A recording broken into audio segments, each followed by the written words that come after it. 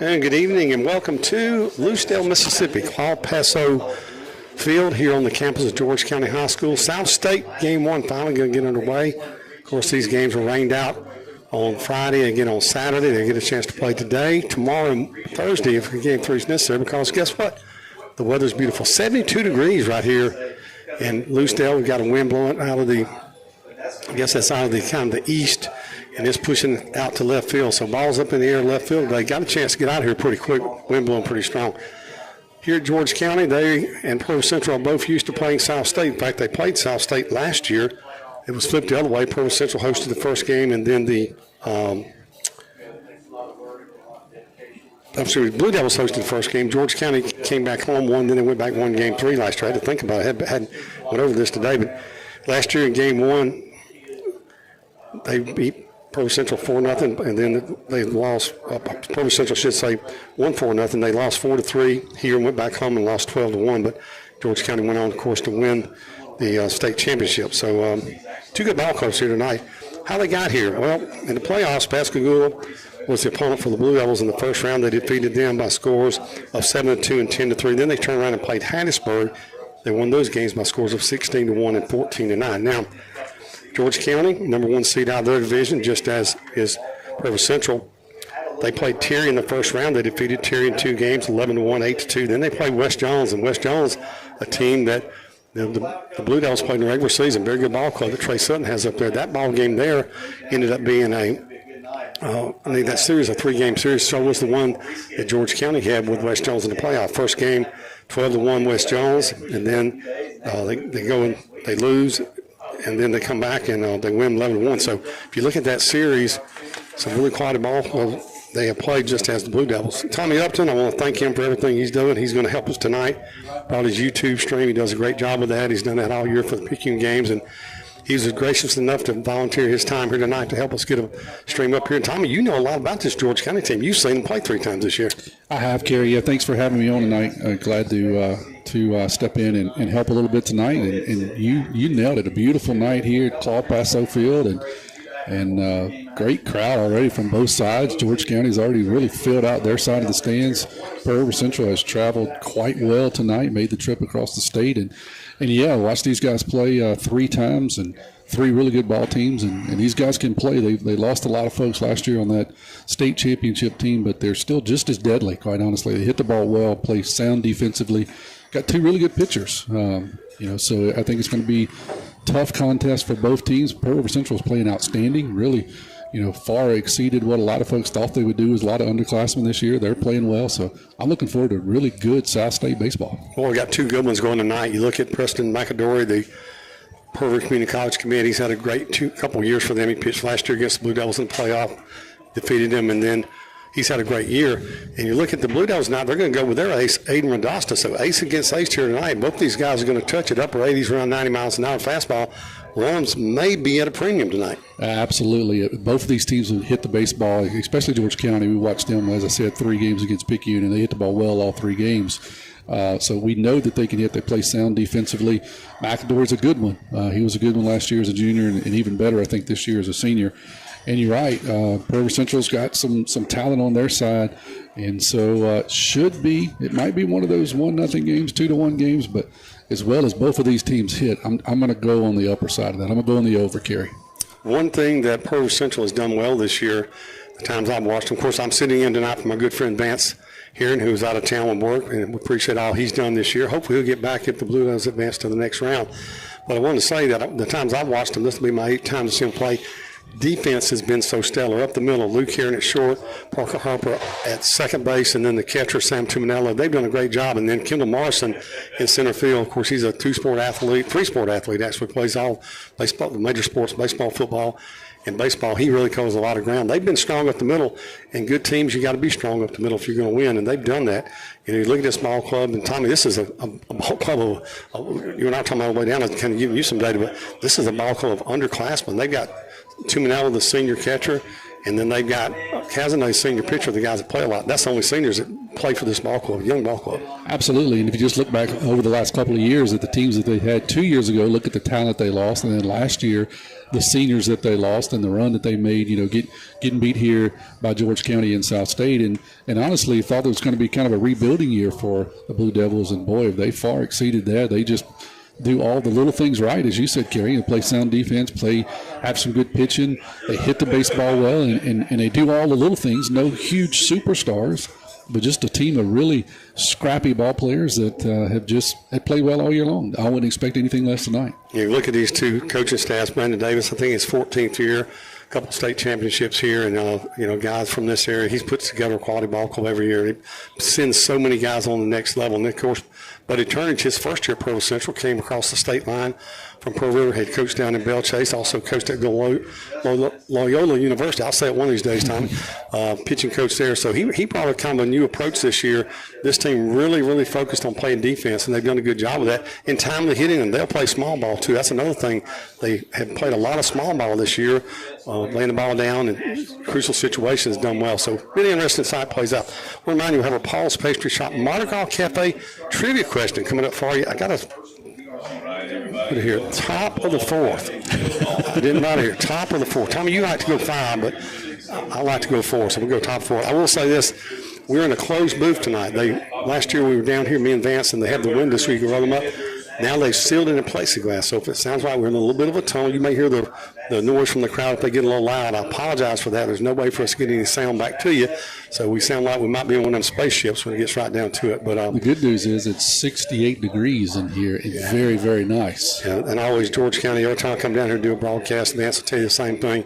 And you too, Tommy. They're first class. Absolutely. They always great folks. Very, very great folks for here. All right, we're going to take a quick break here on Pawpaw's Cameras and Cars First Pitch Show. When we come back from this, after I mess up my tablet over here, we come back from this. I'm using a whole new setup tonight. This is not my normal setup. I'm using Vance's rig tonight. I hadn't used this one in a while. We'll be back in just a little bit.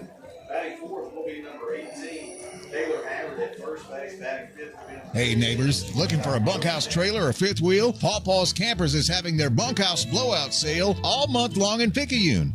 Check out this new 2025 Rockwood 374 DBH bunkhouse fifth wheel. This unit has a triple air condition and private bunkhouse. MSRP $83,799, reduced to only $59,987. Make that short drive to Picayune. You'll be glad you did. Pawpaw's Campers, having fun, selling fun.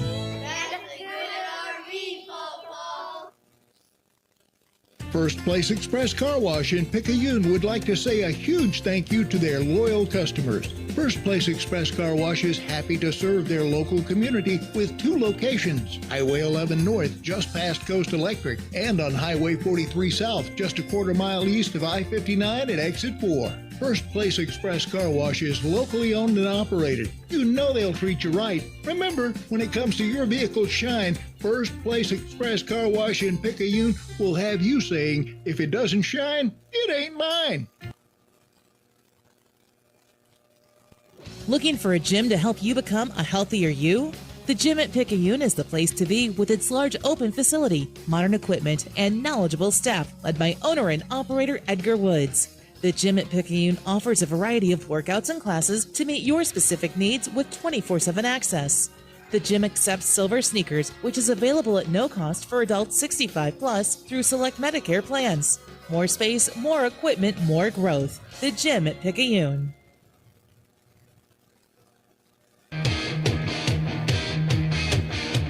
Number 8, J.J. Morelli. Here's this nice starting lineup. So Blue Devils, the visiting team here in Game 1 on the road. J.J. Morelli will lead off and play left field. He's second. I talked about him in center field. Kendall Morrison, he'll bat in that 2 spot. Blake Gill will be on first base. Gill, a lot of pop in the bat this year. Hit a home run, actually, last year in the South State against George County. Sam Tuminello, I mentioned him. He's been solid at the plate, been solid behind the plate. He hits in the cleanup spot. Landon Wilson, a young man who Vance and I talked about this going up to Hattiesburg. Said, watch Landon Wilson tonight. He's been seeing the ball well. He had 3 hits against Hattiesburg that night. He had 2 the night before and doing a really good job in right field. He'll bat 5th. Talon Cipriano, solid over at 3rd. He'll hit 6th spot. Eric Maver will be the DH. He'll hit for the pitcher, Aiden Rodasta. Parker Harper, been very steady at second base. He will hit in the number 8 spot, and his cousin Luke Heron at shortstop will hit in the 9 spot. Those two guys have played really well, and they'll have to play well in this series. They'll have to defend the ball really well against George County to have a shot to get in the win column against them, and I think it's doable. George County, they'll go off this way. Head coach Brandon Davis' son, Ben Davis, will lead off in center field. Hitting second will be the third baseman, Canyon Reeves. Hitting third will be the right fielder, Trip Lightsey. Hitting fourth at first base will be Kaylor Havard. Hitting fifth will be the shortstop, Brody Checky. Hitting sixth will be Blaine Green. He's the catcher. Hitting seventh, the DH, Bryce O'Neill. Hitting eighth, Grant Reeves, the second baseman. And hitting ninth, the left fielder, Carson Pierce. As I mentioned, Preston McIndory on the mound for George County. Aiden Radasta on the mound for the Blue Devils. We'll take a break. Be back right after this. First base, number 18, Kaylor Havard. When you wake up with an aching back or sore neck, Dr. Debbie Moore with Moore Chiropractic Clinic suggests you consider making simple changes in your sleeping position to alleviate unnecessary strain on your body. According to the American Chiropractic Association and Dr. Debbie Moore, it's best to sleep on your back or side because laying on your back or side allows your head, neck, and spine to relax into their natural alignment. This will help you wake up pain-free and feeling rejuvenated. Moore Chiropractic Clinic. We've got your back. At Sonic Drive-In of Picayune, Tuesday after 5 p.m. till close is Family Night with half-off cheeseburgers. Sonic Drive knows how hard it is sometimes to feed your whole family, and we want to give you a break on Tuesday nights. Half-price cheeseburgers. It's how Sonic Drive-In helps you feed your family. Remember that Sonic Drive-In of Picayune on Highway 11, just north of Highway 43 North, is happy eating at its best. Tuesday's Family Night with half-price cheeseburgers. That's what you get at Sonic Drive-In of Picayune. Herring Ford Lincoln, a name we recognize as being home-owned and home-operated in its third generation of local ownership. Stop by Herring Ford Lincoln at 820 Memorial Boulevard in Picayune and experience the sales and service you would expect from your friends and neighbors. Herring Ford Lincoln may not be the biggest, but they strive every day to be the best. The Herring family and Ford Lincoln have been a winning combination for years in the Pearl River County area and the surrounding area, and they will serve the area for generations to come. Herring Ford Lincoln, a hometown tradition. Nobody protects you from mayhem like Allstate. I'm a torrential downpour. You can't see out of your windshield. And if you have the wrong car insurance, you might have to make it rain to fix your bumper. So switch to Allstate, save money, and be better protected from mayhem like me. Jason Paget has offices in Picayune. Make sure you have the right coverage. Give the Paget Agency a call today. 601-798-7005. Based on coverage and limits selected. Subject to terms, conditions, and availability. In most states, prices vary based on how you buy. Allstate Bar and Casualty Insurance Company and affiliates, Northbrook, Illinois.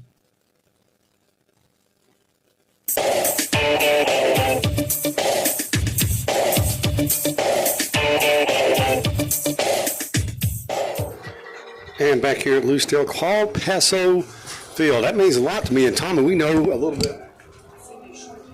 We know a little bit about the history of that. Our very good friend Tippy Paso, whose son Will pitched a couple years back at Pearl River Community College. That's Will's.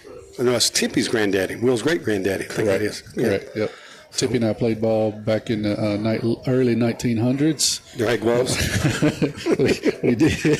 Just checking to make sure. Had a few of them we had to share. Yeah, just making sure you had them. We'll make sure of that.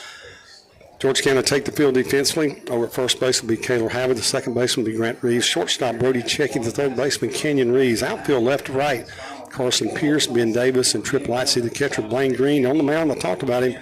Pearl Community College signee Preston McIndory, a guy who, Tommy, you saw him throw this earlier this year. Give the folks a little insight what to expect from him. Yeah, good live fastball. He's going to hit 88 to 90 depending on the setup.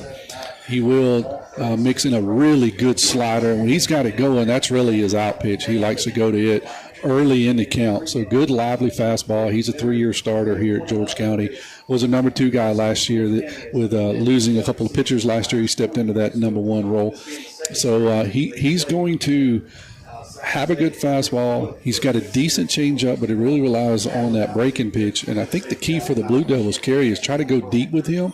One thing we saw that deep if we in can, the count. Deep in the count. Yeah. And if you can get him to 70, 75 pitches, he seems to lose a little gas. I think that's an early key, at least from my perspective, is can the Blue Devils run him deep, get the pitch count up, and he seems to lose a little gas. Well, quick shout out to a couple of folks. I want to give a quick shout out to Jonathan Trahan, Blue Devil himself, tuned in tonight. He said, thank you for what you're doing to make this happen tonight. So he's able to watch it at just home. take it off my bill.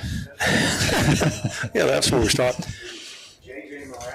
J.J. Morano lead it off. He'll bat from the left side, as you see here on the video screen on YouTube by Tommy. Pitch on the way. And fastball in there for a strike. He's going to touch 88, 89 that fastball, as Tommy mentioned. Spots it pretty good. Big thing is you got to get deep in the count. 0-1 pitch on the way to Morale. That's going to miss outside. Count to go 1-1. Third baseman Reeves shifted off the line about 2-3 steps more than normal toward the hole. The shortstop actually playing in the hole. So Morale's got a little room to work with up the middle. Should be able to pull one up in there. Fastball from McAdore is going to miss outside. The count will go 2 balls and a strike. Head coach Buddy Turnage coaching over at third base, and Jared Rogers will be coaching over first for the Blue Devils. 2-1 pitch. 3-1 works him outside. Tommy, this is what you talked about. I think that's the key, is just try to look at a lot of pitches. Morale's really good at that. Watching a lot of pitches, which is what you want from a leadoff guy. 3-1 pitch up coming from McAdore. Here it is. Ball 4 is going to walk him. Tommy, other than the first pitch, those other 4 are not even close. Yeah, and all of them were outside, right, to the left-handed hitter. So you see if that becomes a pattern or just maybe a little bit of early jitters. We'll see. Kendall Morrison, the center fielder, will step in. Of course, every time I see Kendall play, I think back to his daddy Randall playing basketball at Picayune, one of the best to ever play there. And Kendall, a 3-sport athlete. His dad was a single-sport athlete. Boy, good bloodline. Good bloodline. Great people, too. Randall and his family, great people. Pitch on the way from McAdore. That fastball just inside the old corner there. About letter high for a strike. Third baseman Greaves cheating up over at third base there on the edge of the grass. 0-1 from the stretch. McAdore working against Morrison. That fastball outside gets away. Morales going to try to advance. Here's the throw to second base, and Morales going to be in there on the pass ball. Not a really bad pitch that time, Tommy, to the catcher Green. He just kind of went off the edge of his glove, and boy, heads up baseball right there by Morales getting that base. Yeah, just didn't squeeze it. Just kind of kicked away from him, as you said. Didn't squeeze him. Morales was right on top of it, saw the ball get by him, and he swiped second base. Hey, like my trivia question. You had a chance to read it yet? Oh, man. You got one of them daddies. I see that. One of them big ones. One of them 3 paragraphs. I don't have time to research all that. I'm usually just Googling there in the 4th inning trying to find one. You come prepared. Oh, me. All right, here we go. 1-1, nobody out. Morales, who walked down at second base. 1-1 to Kendall Morrison. McAdore comes set. Glances toward the runner at second. McAdore to second glance there. Here's the pitch. And fastball in there for a strike. 1 ball, 2 strikes. Right down Broadway with that one. They got artificial surface on the mound. They got artificial surface around home plate. Other than that, natural playing facility here. Very beautiful facility here at Claude Paso Field, I might add. Very well kept. This is outside. Good job by the catcher, Green, able to reach across his body out in the left-handed batter's box to be able to keep that one from getting back to the screen. McAdore is struggling a bit. He really hadn't had a chance to get ahead and throw a lot of breaking pitches, which is what he wants to do. And tried to throw one early in the count there to Morrison, and it was wild. So see if he settles in here. 2-2, nobody out. Got Morale running out at second. McAdore from the stretch. 2-2. Off speed, going to miss with a breaking ball, and the count will go full.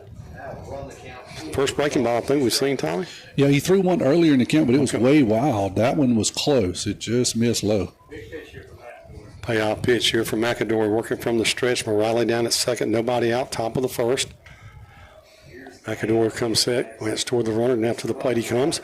Swing and a miss, strike him out on a fastball. Maybe a little up the top of the zone, right letter high. And Morrison will miss it, and he'll go down swinging for the first out.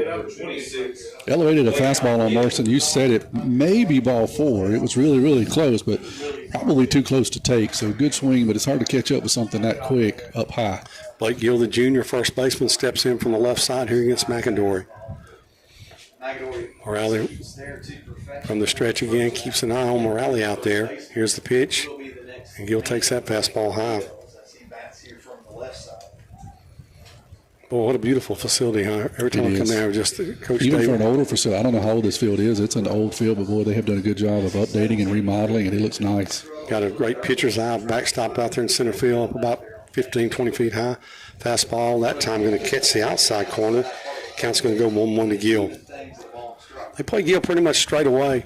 Third baseman, Crandon Reeves, off maybe 2 steps a little bit to his left more than normal. Other than that, everybody pretty much straight away. The shortstop kind of cheating a little toward the middle, but he's really trying to hold that runner on. Then he's bouncing back after the pitch. Off speed, going to miss. 2 balls and a strike. You mentioned Reeves over third. He's got a brother at second base, and third baseman is Cousin. Cousin, that's I right. wouldn't checked on that. Is it a cousin? Okay. His cousin. I thought it was brother too. She said it was his cousin. And he's kind of he's the first guy they're going to go to in the pen generally. 2-1 pitch on the way. Swing and a miss on a fastball. 2-2 to Gill. To Manello in the on deck circle. McAdory settling in a little bit here, third batter in. Buddy Turner takes a walk down third base line to say something to Gill across the home plate area there. And he's back to stroll back down there. Well, good crowd here. Blue Devils always travel well. Got a good crowd here tonight. George County got them lined up all around the outfield. Boy, that's really cool how they got those little lofts out there, little Perches, decks. yeah. Perches. That's a better way to say it. It's a perch out there. 2-2. Swing and a miss. Like he took something off of that one a little bit. Throw to first base. I know on the way to third, Morale. Here's the throw back, and Morale will be in there safely. Good base running by Morale. So on the strikeout to Gill, the ball was in the dirt. Green, the catcher, had to throw to first base. When he released it, Morale took off, and he's over at third with 2 outs. Good heads-up base running there by Morale. For Sam Tuminello, Hattiesburg series, he swung it really well. Multi-hits in both those games. One of those games he drove in 4 RBIs. Or drove in 4 runs, I should say, with those RBIs. Pitch on the way. That one's a little bit high and tight. Yeah, they got them lined up all the way down the left field line and the perches, as you call it. There's nice little decks out there. 1-0 pitch, fastball catches the inside corner just below the letters for a strike. And the count will go 1-1 to Sam Tuminello. Morale running at third. He walked, moved up on a wild pitch, and moved up on a throw to first on the third strike. Tuminello's going to foul that one straight back. 1-2, fastball. He was on it that time, Tom. Yeah, he just fouled that one straight back, which means you're on it, just slightly under it. McAdory working from the wind-up. Pitch on the way, 1-2. Curveball off the plate, 2-2. Good location that time, but McAdory came out with the breaking ball. If you're going to throw the 1-2 breaking ball, that's where you want to throw it, where it's not really hittable, but you may get the umpire to give you that front corner as it comes across there. 2-2, here it is. And, boy, he almost nipped him on the bill of the cap that time. So it's full count. Chin music there, 2-2. See if that sets up a breaking pitch.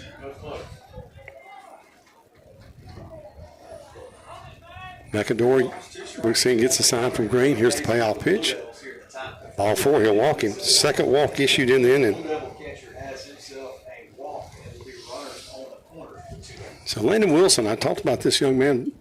Vance and I were going to Hattiesburg last week. The night before, I was unable to make that game. Vance did the game, and boy, he had a great game. And he came into Hattiesburg, had a couple hits that night. He's also become a very good defensive right fielder for the Blue Devils.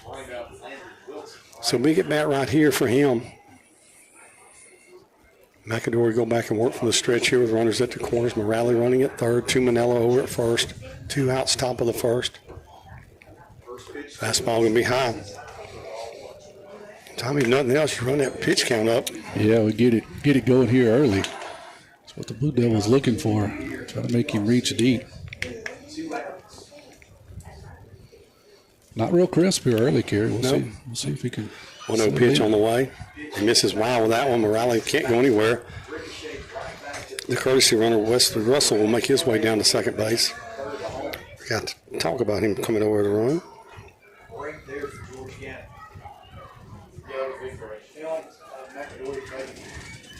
So 2-0 here to Landon Wilson. Morale running at third. The courtesy runner running for the catcher down second base is Wesley Russell. 2 balls, no strikes. McAdory from the windup. Fastball in there for a strike on the inside part of the plate. They kind of go 1-1 to Wilson. That's a call, strike there. 2-1, 2 outs. McAdory from the windup to Wilson.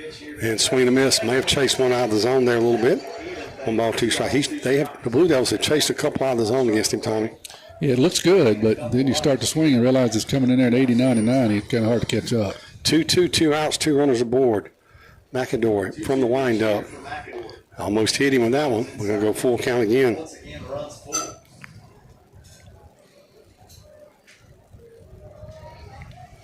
Third, let's see, 1, 2.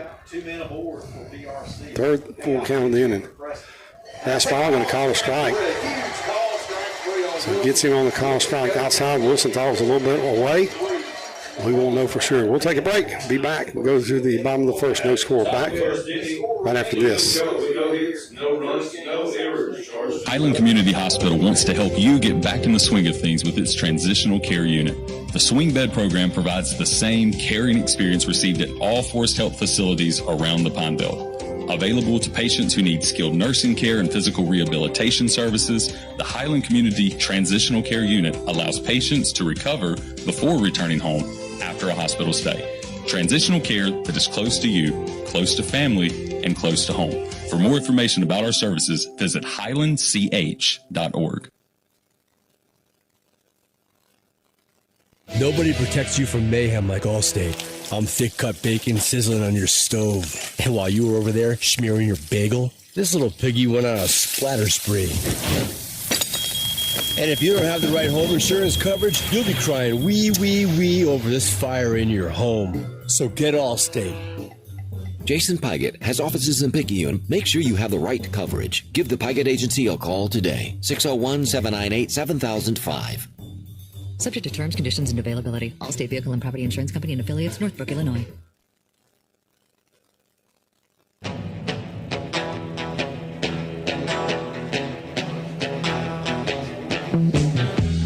Blue Devils get 2 aboard, but McAdory works his way out of it with 3 strikeouts to get out of the inning. Defensively, the Blue Devils will line up like this. Blake Gilby at first base, Parker Harper at second base, Luke Herring at short, third baseman is Talon Cipriano. Outfield left to right, J.J. Morale, Kendall Morrison, Landon Wilson, Sam Tumanello the catcher, Aiden Radasta the ace. I tell you what, one thing about his ball, Tommy, you'll see this. He kind of cuts it sometimes. He'll cut his fastball, and it runs a little bit away. His ball's got a little movement on it, but mainly if you watch his delivery, he kind of comes across it every once in a while, almost like a slider motion, and he'll cut it, and it's got a good run, and then sometimes he'll push it the other way in the run. His ball's pretty active, and he faces a very good lineup here against George County. Ben Davis, the center fielder, will be the first batter for George County. Number 6, Ben Davis. Davis from the left side here. The Devils wearing the blue jerseys, white pants tonight. George County in the all white, trimmed in the maroon and the gold. And we are ready to go here in the bottom of the first with Aiden Radasta. 6'3",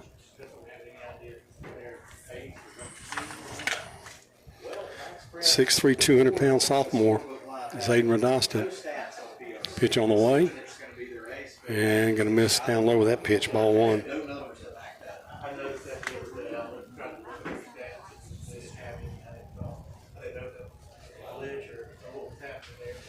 1-0 pitch from Radasta. That's in there for a strike, 1-1. One thing about him, too, Tommy, he works quick. He's not going to miss the 10 o'clock news very often. Defenses love it. Oh, yeah. When you're a defender out there and you got a guy who works fast, you love it. He does just that. 1-1. And pull foul down the first baseline out of play, past the first base dugout where the Blue Devils are residing today.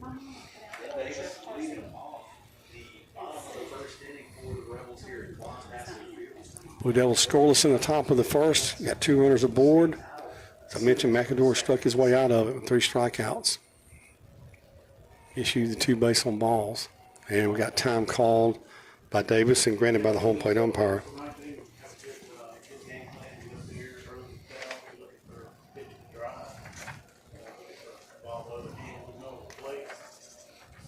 One-two pitch.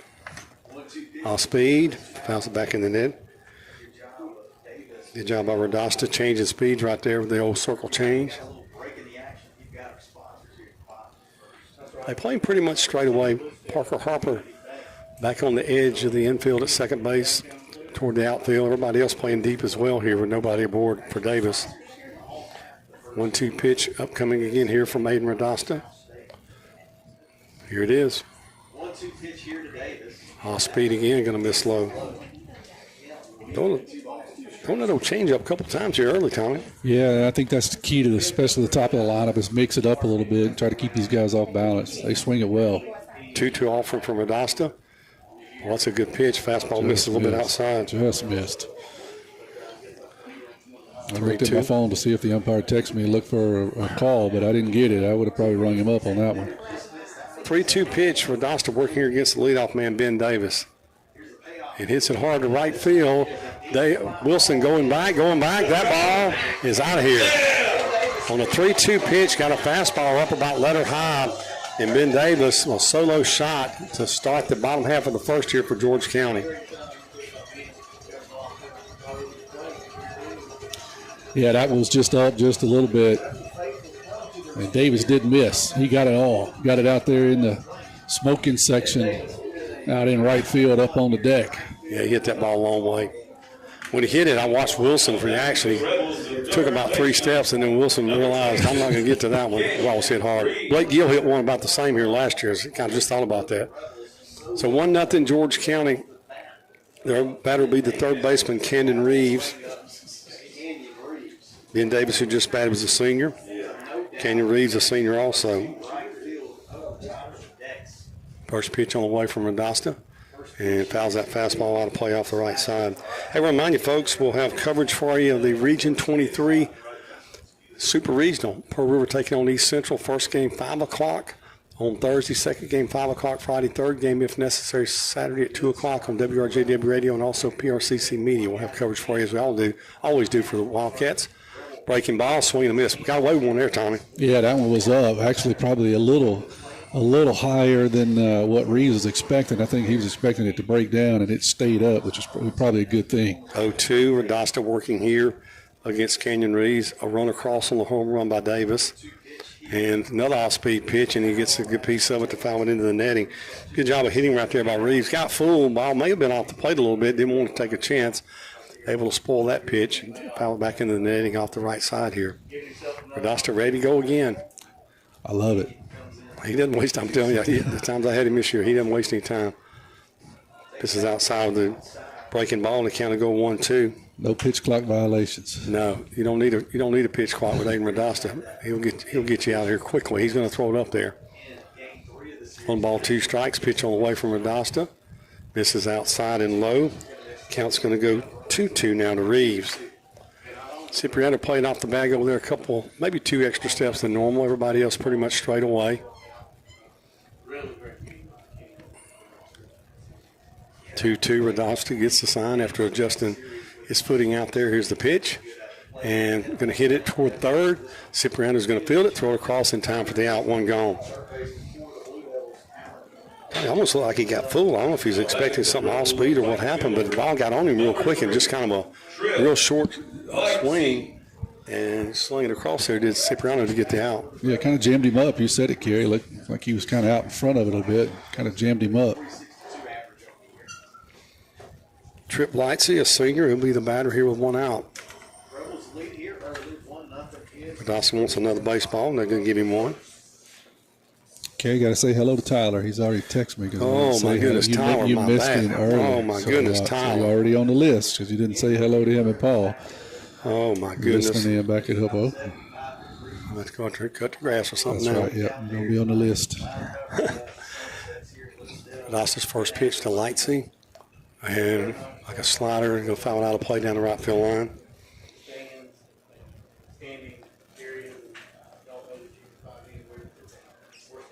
Radasta got that baseball ready to go. Gets a sign from Tumanello. 0-1 offering on the way with 1 out.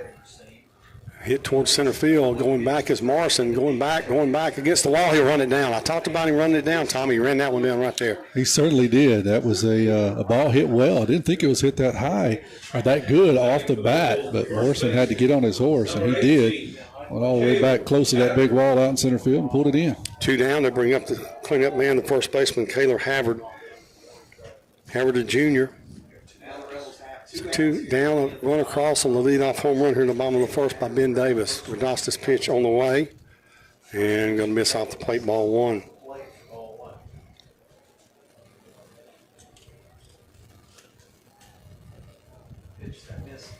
Radosta gets the sign from Tuminello. Here's the pitch. Misses outside of that fastball, and it kind of go 2 balls and no strikes.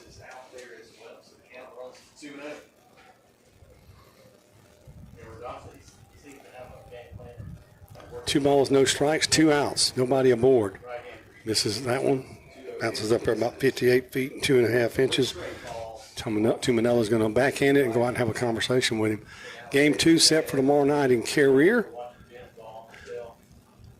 Same thing, 6:50 airtime. Tommy opened the stream a little bit early from that. I think Tyler may be back with us tomorrow night. Not sure.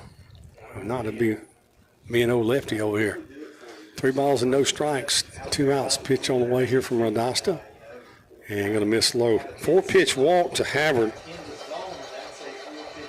Yeah, none of those really close either, Terry. So. No. Shortstop, number 16, Brody Checky. Brody Checky, the shortstop, will step in here.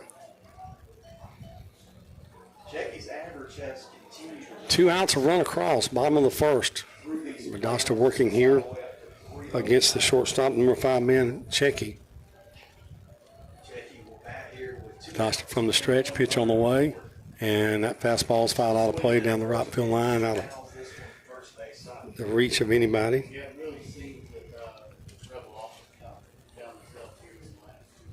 A ball and 2 strikes. Excuse me, 0-1 count, I was going to say, and 2 outs. I was looking at, he's had a 1-2 count on 3 batters this inning, Tommy. Yeah. Except for the last one. He's had 2 strikes. That's a good off-speed pitch in there for a strike. Count goes 0-2. He hadn't thrown bad other than the one pitch that was up a little bit on the 3-2 count to Davis, and Davis turned on it and knocked it out of here. No, he's been all around the plate. Nothing really wild other than a couple of 58-footers, but other than that, he's been nibbling around the edges. 0-2. And, boy, it's a good pitch, but it's a little bit down. Good location off speed. Kind of go 1-2 now to Checky.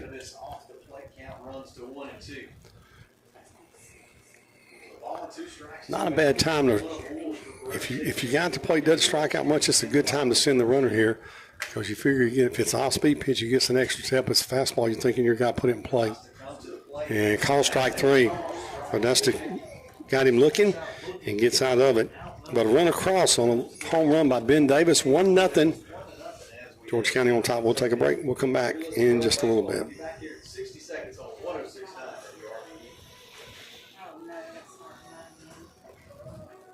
That far from where you are. Make that short drive to Paw Paw's Campers in Picayune and see our Wildwood, Catalina, Sportsman, and Zinger trailer lines and our Rockwood and Heritage Glen fifth wheel lines. From Houma to Hammond, Biloxi to Jackson, and Mobile and Pensacola, we're not that far from where you are. Come and see us. You're gonna love the way we deal. Paw Paw's Campers City in Picayune. You're gonna love the way we deal.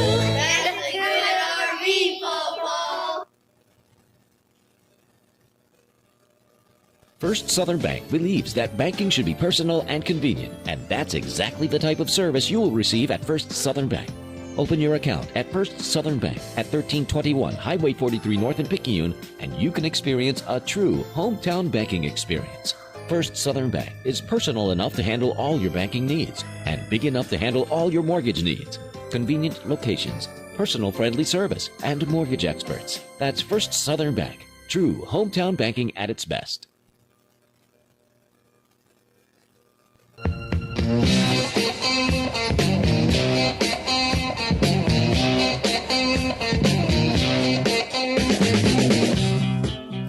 All right, we will go to the top of the second inning for the Blue Devils. It'll be 6, 7, 8 in the order. Talon Cipriano, Eric Maver, and Parker Harper to face Preston McAdor. McAdor first inning, he walked the batter, struck out 2, walked the batter, and struck it out. So he strikes out the side, allows the 2 walks. 1-0 George County as we get the top of the second underway with this pitch. The first pitch of every, that's in there for strike. First pitch of every half inning brought to you by First Southern Bank. For all your banking needs, small or large, visit First Southern Bank's Picayune location. Fastball in there for strike. Quickly 0-2 to Cipriano. McAdor looks like he's working a little faster this time too, Tommy. Yeah, he's feeling it a little bit. Swing and a miss, fastball, yep. Fastball, that one had good movement on at the end there.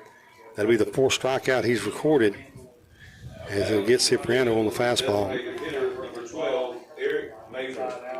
Eric Maber, the DH. Maber, a freshman. He also pitches for the Blue Devils, does a good job there. He'll fill up the zone. Pitch on the way from McAdor. Fastball just above the belt for a strike.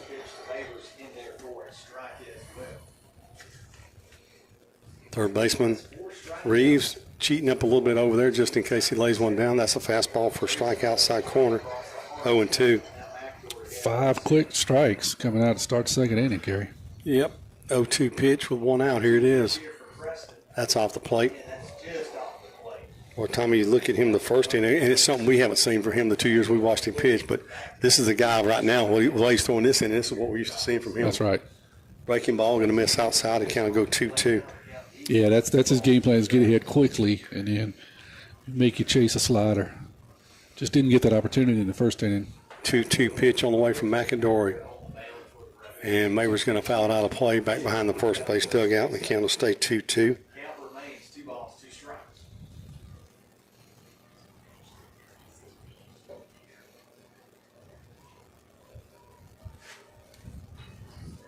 That's fouled out of play down the right field line. Boy, Jared Rogers, you better look out over there, Jared.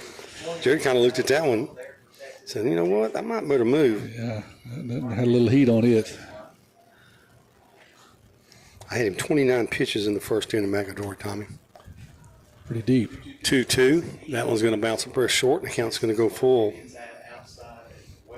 Had him down 0-2, and now kind of battled back here to full it up. 4th time he's had a full count here in the early going. 3-2 pitch on the way from McAdory. And swing and a miss. Foul tipped it on the inside part of the plate into the glove. And he has struck out 3 in a row, 5 total. Now batting for the Blue Devils, the second baseman, number 7, Parker Harper, 2 outs.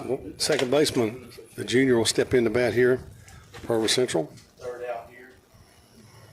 This will bring up the number 8 batter of PRC. First pitch on the way from McAdory. Misses outside. 1 ball, no strikes.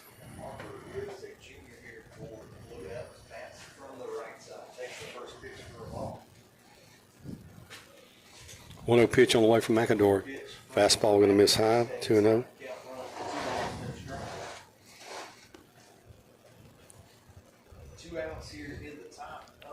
McAdory working with a 1-0 lead here in the top of the second. 2-0 count to Parker Harper. Here's the pitch. That fastball's a little bit inside at the belt. Count will go 3-0.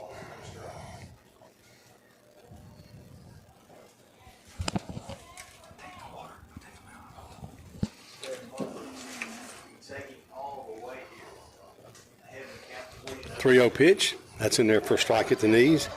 Count will go 3-1.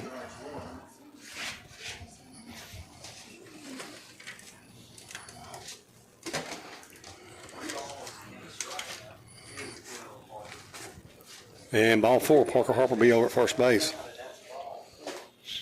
Third walk issued by McAdory. He struck out 5. It's been walks and strikeouts. Good at bat there by Parker, not chasing some pitches that were pretty close, Kerry, quite honestly. Luke here, number 9 man north of the shortstop will bat here with Parker Harper running down at first base.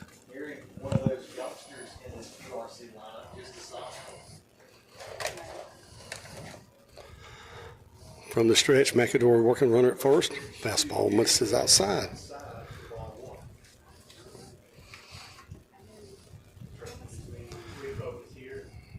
McAdory from the stretch comes set. Hands at the belt. 1-0 pitch upcoming. Here it is. Fastball off the plate. 2 balls and no strikes. Should the inning be extended here by Luke Heron back to the top of the order with J.J. Morale and the catcher Blaine Green said, I need to go talk to him here real quick. 2 quick strikeouts, and then the wheels fell off just a little bit. You know, sometimes that old catcher's visit is all they need. We'll see if that's the case. I know with the Wildcats, if you see Jacob Keys go out to the mound, you almost count next pitch as a strike. It's almost automatic. I'd like to see a stat on that, especially the pitching coach. When the pitching coach or the catcher walks out there, what's the percentage of the next pitch is a strike? Absolutely. 2-0 pitch on the way, and it's going to miss. 3-0. Sometimes it's under threat of violence when the pitching coach comes out there, though, so you don't have any choice. 3-0 to Herring. Harper running at first with 2 outs. 1-0 George County, top of the second. Pitch on the way. Fastball, call strike. Caught the outside part of the plate. Green does a good job, Tommy, of framing, turning his glove, the right way. I call cupping it. Right. Instead of catching it here, he turns that glove and catches on the inside part of the glove. Good job right there with him. 3-1 pitch on the way to Herring. Ball 4, missed low. So back-to-back walks after he had the back-to-back strikeouts to start the inning.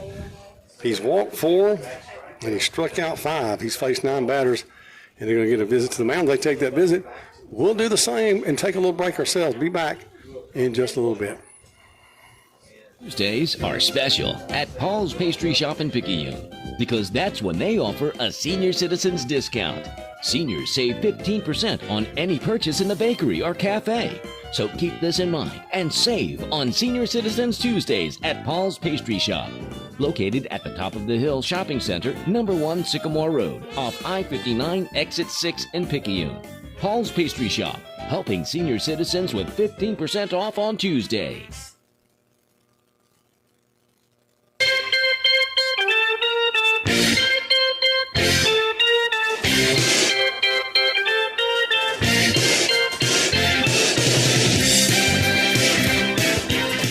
Tommy, up to you, not only the best, you the greatest.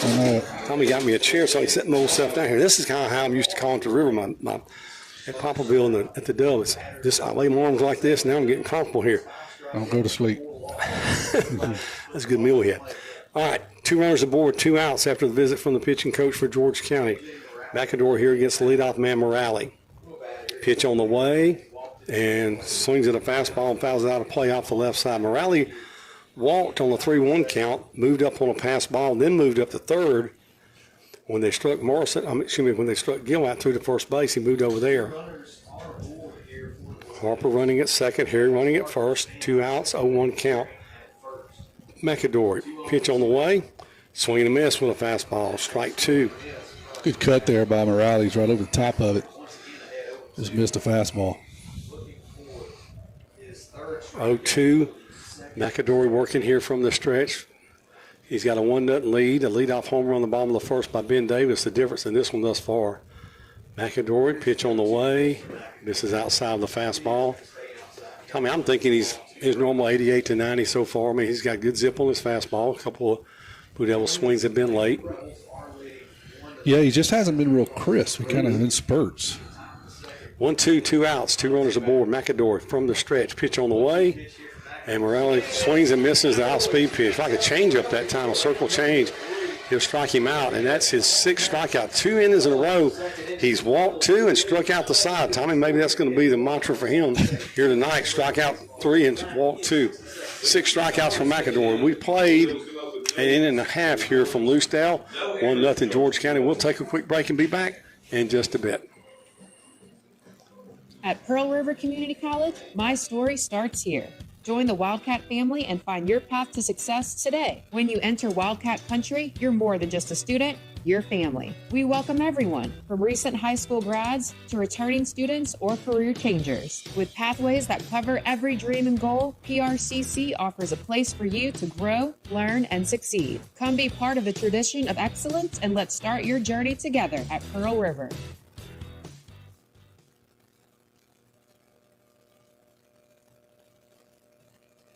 Abby Turnage, lead mammography technologist, Highland Community Hospital. Mammograms are important because they help us do early detection.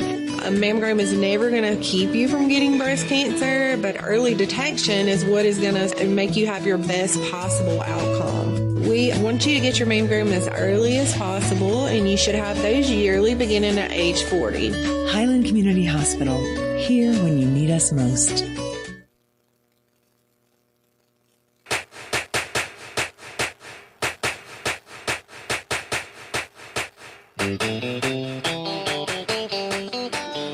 Well, Tommy McAdory has been a little wild, if you want to call that, but it's hard to say he's that wild when he struck out 6. Yeah, he's been a little wild, but I say a little more spurty than he has been wild. When he's been on, he's been pretty lights out. Blue Devils take the field defensively. They'll line up this way. And we've already made it. I think they've already made a pitching change. Cole Bounds is throwing now. The freshman Cole Bounds is on the throw. So Radasta throws an inning, and then they're going to go to Cole Bounds. Interesting. I was wondering why the extended warm-ups here. I didn't catch it. Well, I only caught it because I looked at the motion, and I didn't even see the number. I saw the motion. I said, that does not look like him. So, Leading off the Rebels, the catcher, number 1, Blaine Green. So for George County, as they bat here in the bottom of the second with a 1-0 lead, it'll be 6, 7, 8 north. The catcher, Blaine Green, the DH, Bryce O'Neill, and the second baseman, Grant Reeves, to face the freshman, Cole Bounds. Cole has pitched well for them this year. Pitch on the way, and that's in there. Oh, maybe a little bit low. That's a good-looking pitch right there, Tommy Upton. It was. Didn't get the call, though. Cipriano up near the edge of the grass over at third, just in case they try to lay it down. And here's one to Cipriano on 2 hops. He'll field it, throw across in time for the out. So Bounds comes on and gets a ground ball over to third base for the first out of the inning. Now that is the Rebels, the designated hitter, number 31, Bryce O'Neill.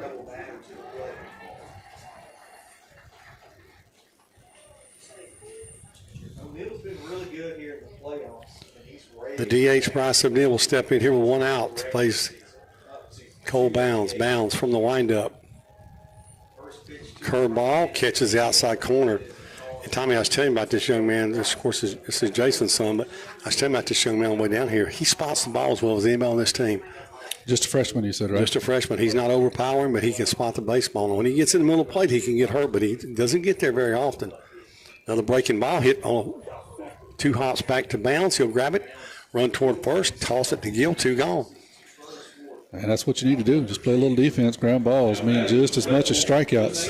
Outs and out. What I was telling you was this is the thing I've said, is that, and Vance Herring's pointed this out numerous times. We have worked together and talked about it. You know, he's going to throw to contact. That's exactly right. He's going to in and out, up and down, and try to get you to hit it somewhere.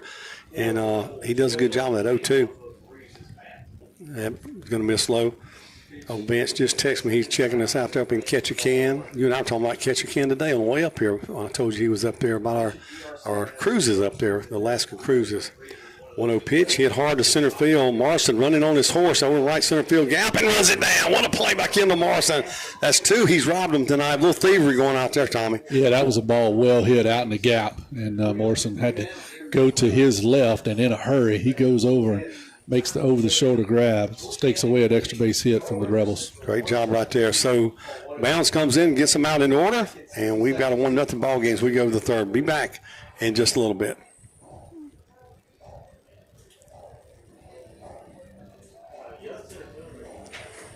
Looking for a gym to help you become a healthier you? The Gym at Picayune is the place to be with its large open facility, modern equipment, and knowledgeable staff led by owner and operator Edgar Woods. The Gym at Picayune offers a variety of workouts and classes to meet your specific needs with 24/7 access. The gym accepts silver sneakers, which is available at no cost for adults 65 plus through select Medicare plans. More space, more equipment, more growth. The Gym at Picayune. Nobody protects you from mayhem like Allstate. I'm a lost bee that found my way into your car. And now that I'm in here, good luck getting me out. I think it's gone. Wait, no, it's in my hair. And if you don't have the right auto insurance coverage, well, this could be quite a sticky situation. So get Allstate. Jason Pygott has offices in Picayune. Make sure you have the right coverage. Give the Pygott Agency a call today. 601-798-7005. Subject to terms, conditions, and availability. Allstate Fire and Casualty Insurance Company and affiliates, Northbrook, Illinois.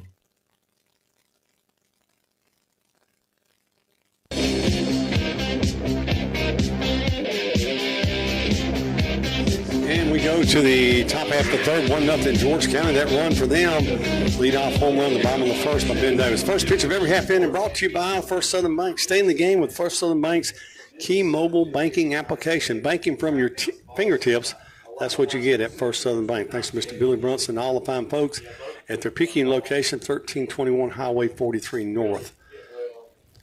Morrison struck out swinging a fastball last time. First pitch swinging. Going to swing through that one.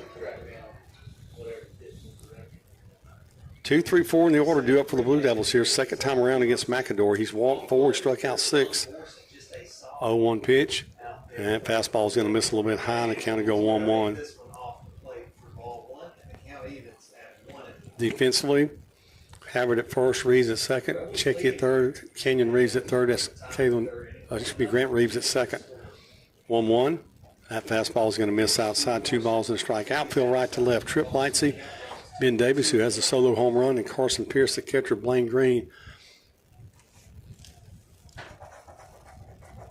Pitch on the way, and hit hard to left field. Going back, we may have a tie ball game, and we do. Tie ball game. Kendall Morrison gets a fastball, Tommy, and turns on it and knocks it out here, and it's a 1-1 ball game. That ball got out of here in a hurry, Kerry. The ball's kind of up, and he turns on it, hits it out into the smoking section in the left field lounge. So both left field and right field decks have got the courtesy of a home run ball, one by the Blue Devils and one by George County. We got a tie ball game. Well, the center fielders have done it. Ben Davis for George County Rebels, and then Kendall Morrison for the Blue Devils. The 2 center fielders have solo shots. We got a 1-1 ball game. So Morrison leads off the third here with a solo shot. Blake Gilby, the batter, struck out swinging a curveball last time on a 2-2 count. That first pitch would be called a strike to Gill. Some of the Blue Devil faithful to our right. We can hear them through the glass, but you may not hear them. They're a little disgusted with that. 0-1 pitch. That's going to be called a strike on the outside corner. The count's going to go 0-2 to Gill. McAdore reaching back for a little something extra after giving up the home run. 1-1 game here in the top of the third. 0-2 to Gill. That's going to miss outside. Tommy, you said may have a would you say a 2-1 or a 3-2 game? 2-1 game is what I said, but I picked the over, so we'll see. We'll see how close I am. 1-2. Fastball is going to miss high. 2-2 to Gill. Gill, guy can play outfield, plays first base as well, swings the bat well. Just a junior. 2-2 from McAdore. And that's going to miss low, full count. Tommy, the 6th full, can we count again? 1, 2, 3, 4. No, this is the 5th one. I'm wrong. This is the 5th one right here. Full count pitch from McAdore. And Gill chased one out of the zone, a ball 4 pitch away, and he swung at it. And that'll be the 7th strikeout for Preston McAdore. Yeah, Gill got fooled there. Ball's up and out, and he kind of went fishing. Sam Tuminello walked last time up on a 3-2 pitch.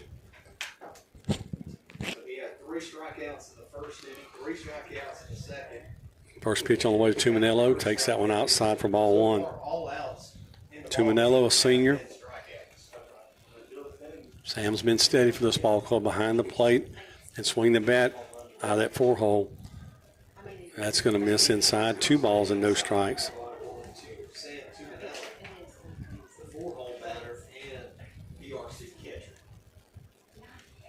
Two balls and no strikes from McAdore. And that's a fastball just above the belt inside corner for a strike.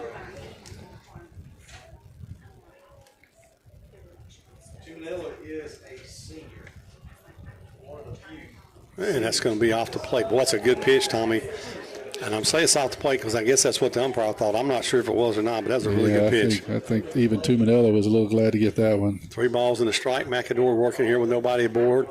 A run in, 1 out. And Tuminello has drawn his 2nd walk. I think McAdore got a little frustrated there. You can see from the body language.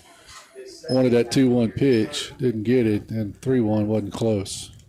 Now batting for the Blue Devils, the right fielder, number 9. Coming in this inning, Tommy, I had him at 53 pitches, 29 the first inning, 24 in the second. I was going to ask. I thought he was around the 50 mark. So 1-1 ball game.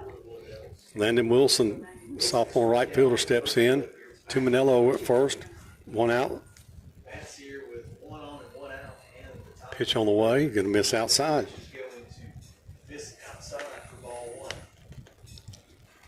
he's been lights out when he's got around the plate. He's just hasn't been able to really have command of all his pitches tonight. 1-0 pitch on the way. Misses outside. 2-0. Tommy, you said you thought one of the keys for the Blue Devils was to go deep in the count, and they've done just that here in the first 3. Even though he struck out 7, he's had to do a lot of it on full counts and that's right. 2-2 counts. 2-0 pitch, and that pitch in there for a strike. 2-1 to Wilson. Kerry Metzler sitting in for Vance here tonight. Tommy Upton providing the live video stream on the YouTube. We appreciate Tommy for all he does. 2-1 pitch. And Hopper hit toward third. That's going to be trouble. And he's going to beat it out for a base hit. They throw back to second. And boy, down at second base there, the Curtis runner, Wesley Russell, was a little bit hesitant getting back to the bag. Good news is he did. So it'll be an infield single off the bat down the third baseline for Landon Wilson. The Blue Devils are 2 aboard here with 1 out. And Talon Cipriano will be the batter. Cipriano struck out last time on 3 fastballs. Even though the Blue Devils have, I guess, retired all of their outs by strikeout so far, it's had some traffic, Gary. Just hadn't been able to do anything with it other than the big fly. 2 runners aboard, 1 out. McAdor from the stretch. Here's the pitch. Fastball going to miss low and away. Ball 1 to Cipriano. 1-1 ball game. Kendall Morrison led off this inning with a home run. Ben Davis led off the bottom of the first for George County with home runs. I mentioned both the center fielders. There's a fastball to Cipriano in there for a strike from McAdor. Preston McAdor, the PRCC signee, working here with 2 runners aboard, 1 out. 1-1 ball game in the top of the third. And that fastball's in there for a strike on the outside corner. The count to go 1-2 to Cipriano. Eric Maver, the DH in the on-deck circle for the Blue Devils of Provo Central. 1-2 pitch upcoming here. McAdor comes set, glances toward Russell, the runner at second, a couple of times. Here's the pitch. Misses way outside of the fastball, and the count's going to go 2-2. Tommy, sometimes I think he just tries to overthrow. I do too. The old saying of overthrow, but I mean literally just trying to just That's right. throw it so hard it doesn't really know where it's going sometimes. Totally agree. Sometimes it looks like a little frustration, too, from the body language. 2-2, 1 out, 2 runners aboard. Here's the pitch.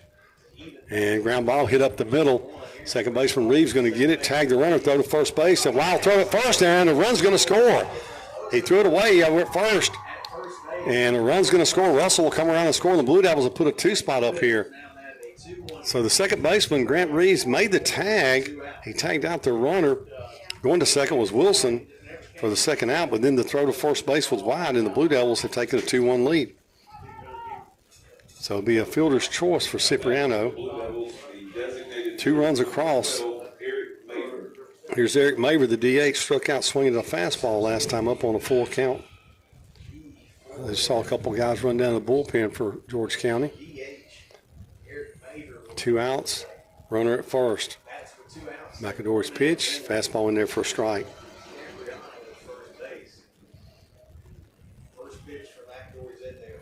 No balls and a strike. 2 outs. McAdor working here. Cipriano running at first. Pitch on the way. Maver takes that fastball high, and the count to go 1-1.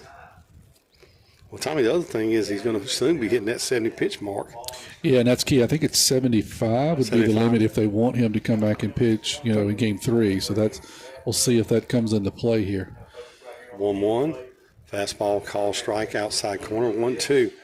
Well, he came in with 53 in this inning. Let me count them up here real quick. So that's 4.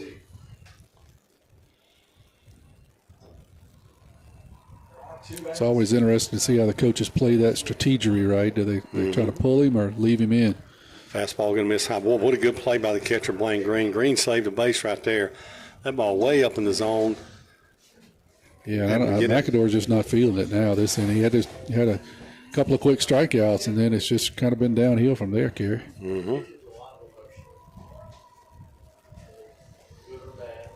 Pitch on the way 2-2, and lifted it right field line out of play. First baseman Havard going to give chase, but he'll run out of room.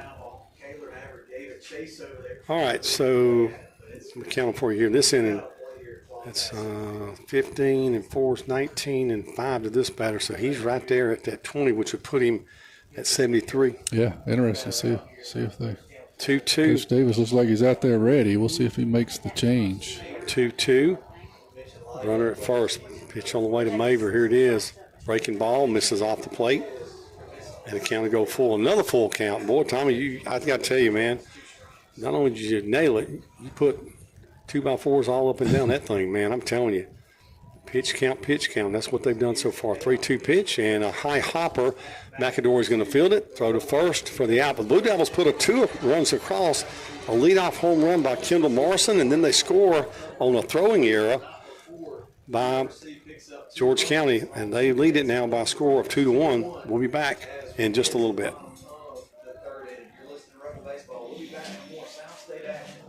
Crunchy Frito chili cheese wrap will have you rushing over quick, fast, and in a hurry. If you love happiness, joy, and anything having to do with Fritos and chili, that is, the Crunchy Fritos chili cheese wrap is available at Sonic Drive-In of Picayune. This bold flavor combination of crispy Fritos with mouth-watering chili and melted cheese is on-the-go comfort food and available now at Sonic Drive-In of Picayune on Highway 11, just north of Highway 43 North. Happy eating at its best.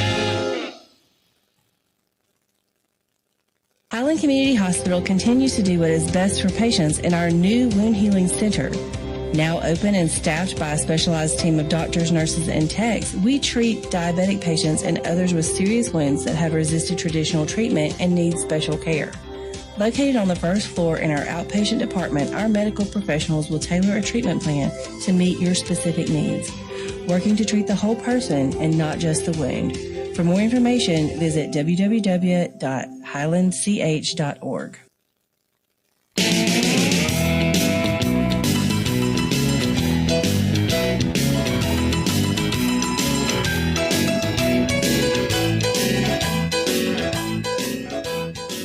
Cole Bounds back on the mound for the Blue Devils after coming in last inning, getting a 3-up, 3-down inning.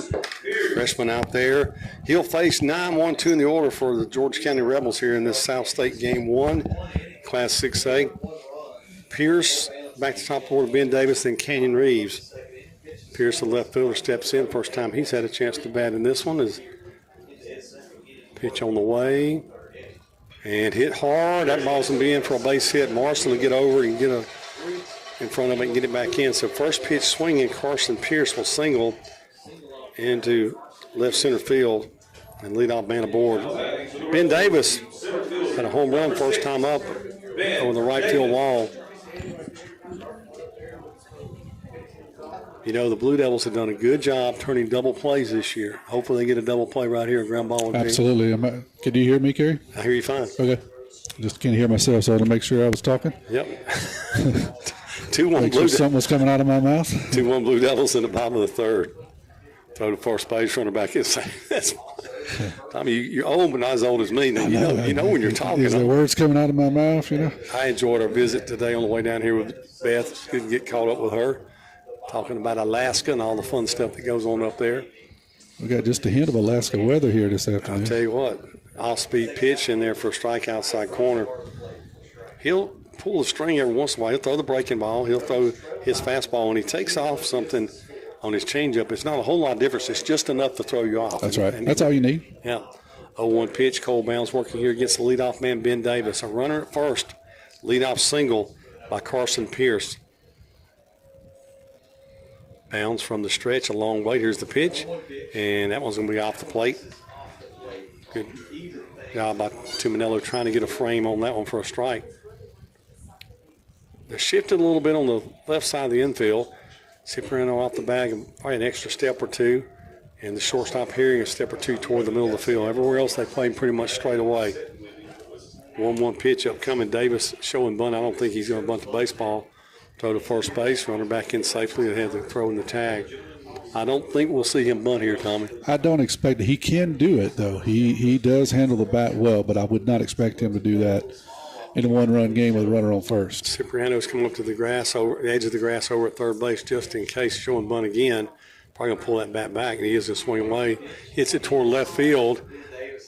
Morale going back, got room, makes the catch. Runner was halfway. He'll have to go back to first base. So Davis flies out to left field for the first out of the inning. And that bring up Kenyon Reeves. Reeves grounded out to the third baseman, Talon Cipriano, last time up on a 2-2 pitch. Third baseman for George County, Kenyon Reeves, will be the next batter. Body on righty matchup here, 20 pounds. Tommy, I got him at 73 pitches for McAdore. I finally had a chance to add it up. Okay. See if he starts the fourth. Reeves steps in. Cole Bounds from the stretch. Going to bunt it toward third. Bounds is going to field it, throw to first base, and not in time. Everybody be safe. So Reeves lays it down. A good bunt by him. That's a good bunt there, Kerry. You can't even roll it out there that good sometimes, man. I mean, he did a great job with that one. Now batting for the Red Bulls, the right fielder, number 3, Tripp. Tripp Lightsey, he hit the ball that Kendall Morrison had to run down Tommy over in the gap. The first one he had to run, he ran down 2. He hit one right up against the wall that Morrison caught, and the second step he took after catching it, he bumped into the wall. So Lightsey, the number 3 man to order, batting here with 1 out. He's showing bunt. Gill comes charging in at first base. Here's the pitch, and he's going to bunt it foul. So George County head coach Brandon Davis elected to play a little small ball here. We saw that in the Picayune series, Kerry. The game was tight. They're not afraid to do that, and they can handle the bat. So really up and down the order, they can handle the bat if needed. 0-1 to Lightsey. 2 runners aboard. 1 out here. He shows bunt again. And he's going to pull the bat back. That's in there for a strike. 0-2.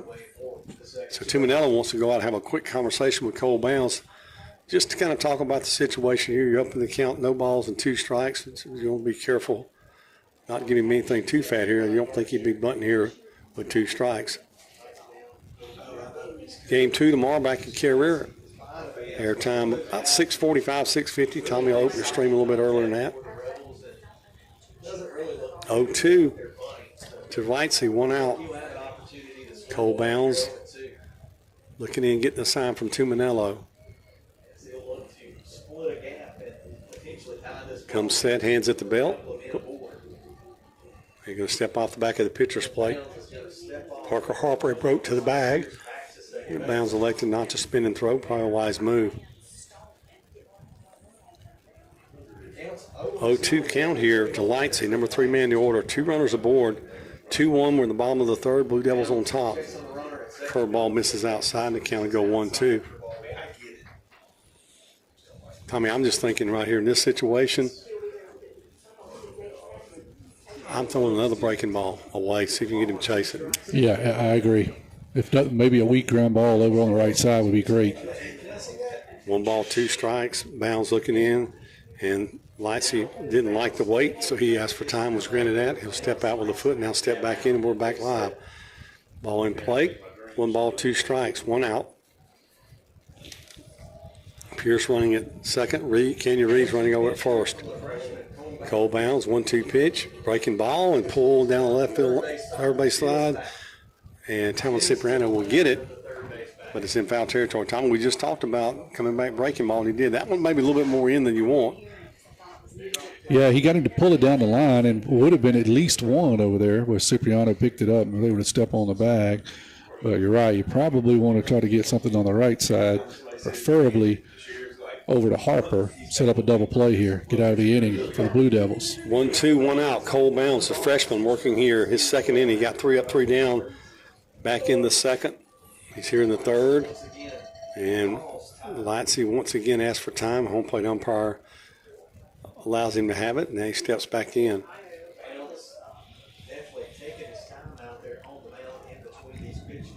1 ball, 2 strikes. Bounds glaring in to get the sign from Tuminello. He'll get it. He'll come set. He'll glance toward the runner at second. Pitch on the way. Another breaking ball. Hit to Cipriano. He's going to field it. Touch third. Throw across. Gill scoops it. Double play. What a play by Gill over at first base, Tommy. Yeah, that was a good play by Cipriano, starting a double play, and then had to 1-hop it over to Gill. Gill had to finish it out at first base, and he does. Blue Devils get out of this with an inning-ending twin killing? Well, they've turned a lot of them this year. That one there was huge. Back a little bit. Hey friends, it's Paw Paws Campers Bunkhouse Blowout in Picayune. Check out this new 2025 Wildwood 266 BHLE bunkhouse. This unit has a front king bed, double-sized bunks, and a power awning. MSRP $36.62, reduced to only $22,987. Don't wait long, it'll soon be gone. Paw Paws Campers Bunkhouse Blowout going strong all month long in Picayune. We're not that far from where you are.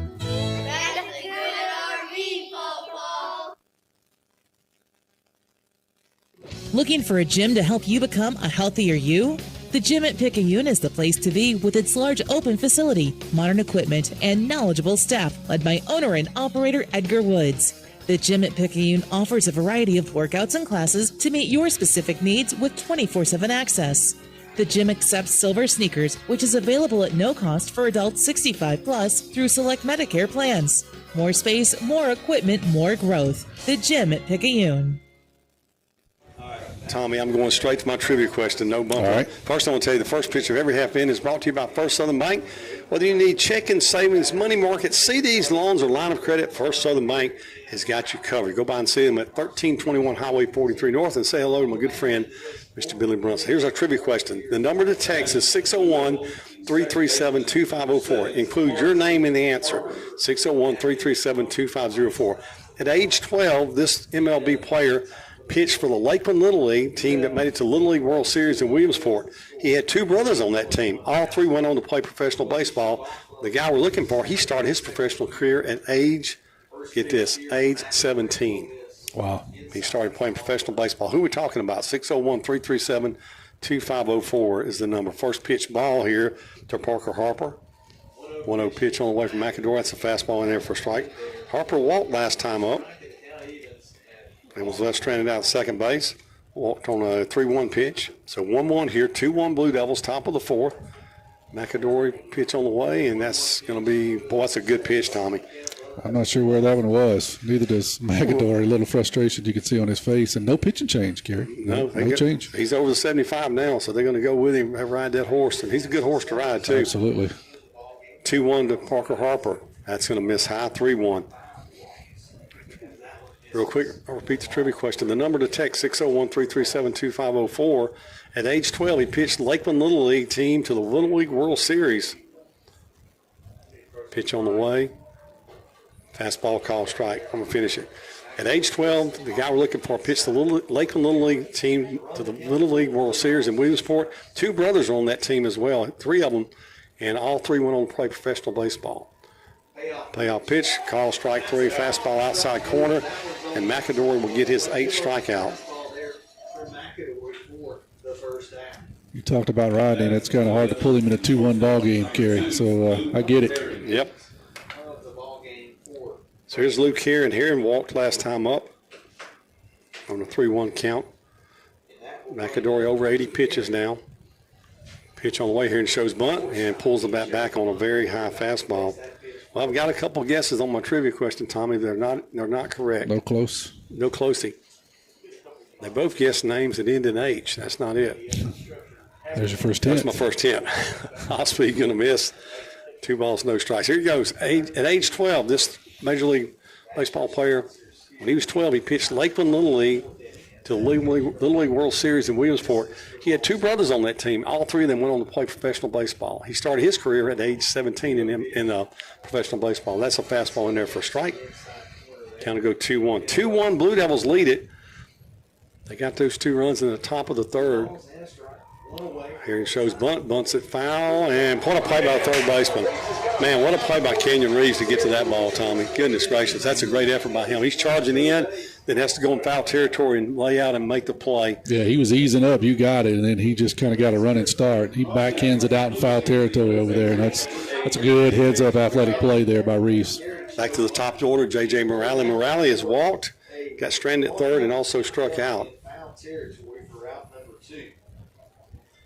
2 down, pitch on the way from McAdor to Morale, and he's going to take that one low for ball 1. They're still texting like crazy over here, Tommy. But blowing it up. They're blowing it up, but they ain't getting it right. Okay.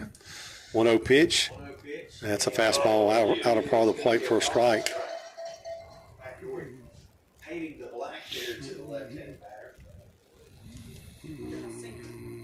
over. There we go. And Morales hits this one down the left field line. Long run for the third baseman, the shortstop. Here comes the left fielder, and he'll make the play in fair territory. Good job there communicating. Carson Pierce will make the play for George County. Good communication there between him, the shortstop Checky, and the third baseman Canyon Reeves. Blue Devils will come up empty. They go to the bottom of the fourth, and they lead this one by a score of 2-1 over George County here in Game 1 of the Class 6A5 state finals. Back in a little bit. Locally owned and operated, First Place Express Car Wash in Picayune says a huge thank you to their loyal customers. Both locations, Highway 11 North just past Coast Electric and on Highway 43 South just a quarter mile east of I-59 at Exit 4, are open Monday through Saturday, 7:30 a.m. to 7 p.m. and 9 a.m. to 5 p.m. on Sundays at the Highway 43 location. Get the early bird special Monday through Thursday. When it comes to your vehicle's shine, First Place Express Car Wash in Picayune will have you saying, if it doesn't shine, it ain't mine. First Southern Bank. Simple, easy, and user-friendly. Come experience community banking featuring online services, 24-hour ATMs, and 7 locations in Picayune, Richton, Columbia, Oak Grove, and Petal, and member FDIC and an equal housing lender.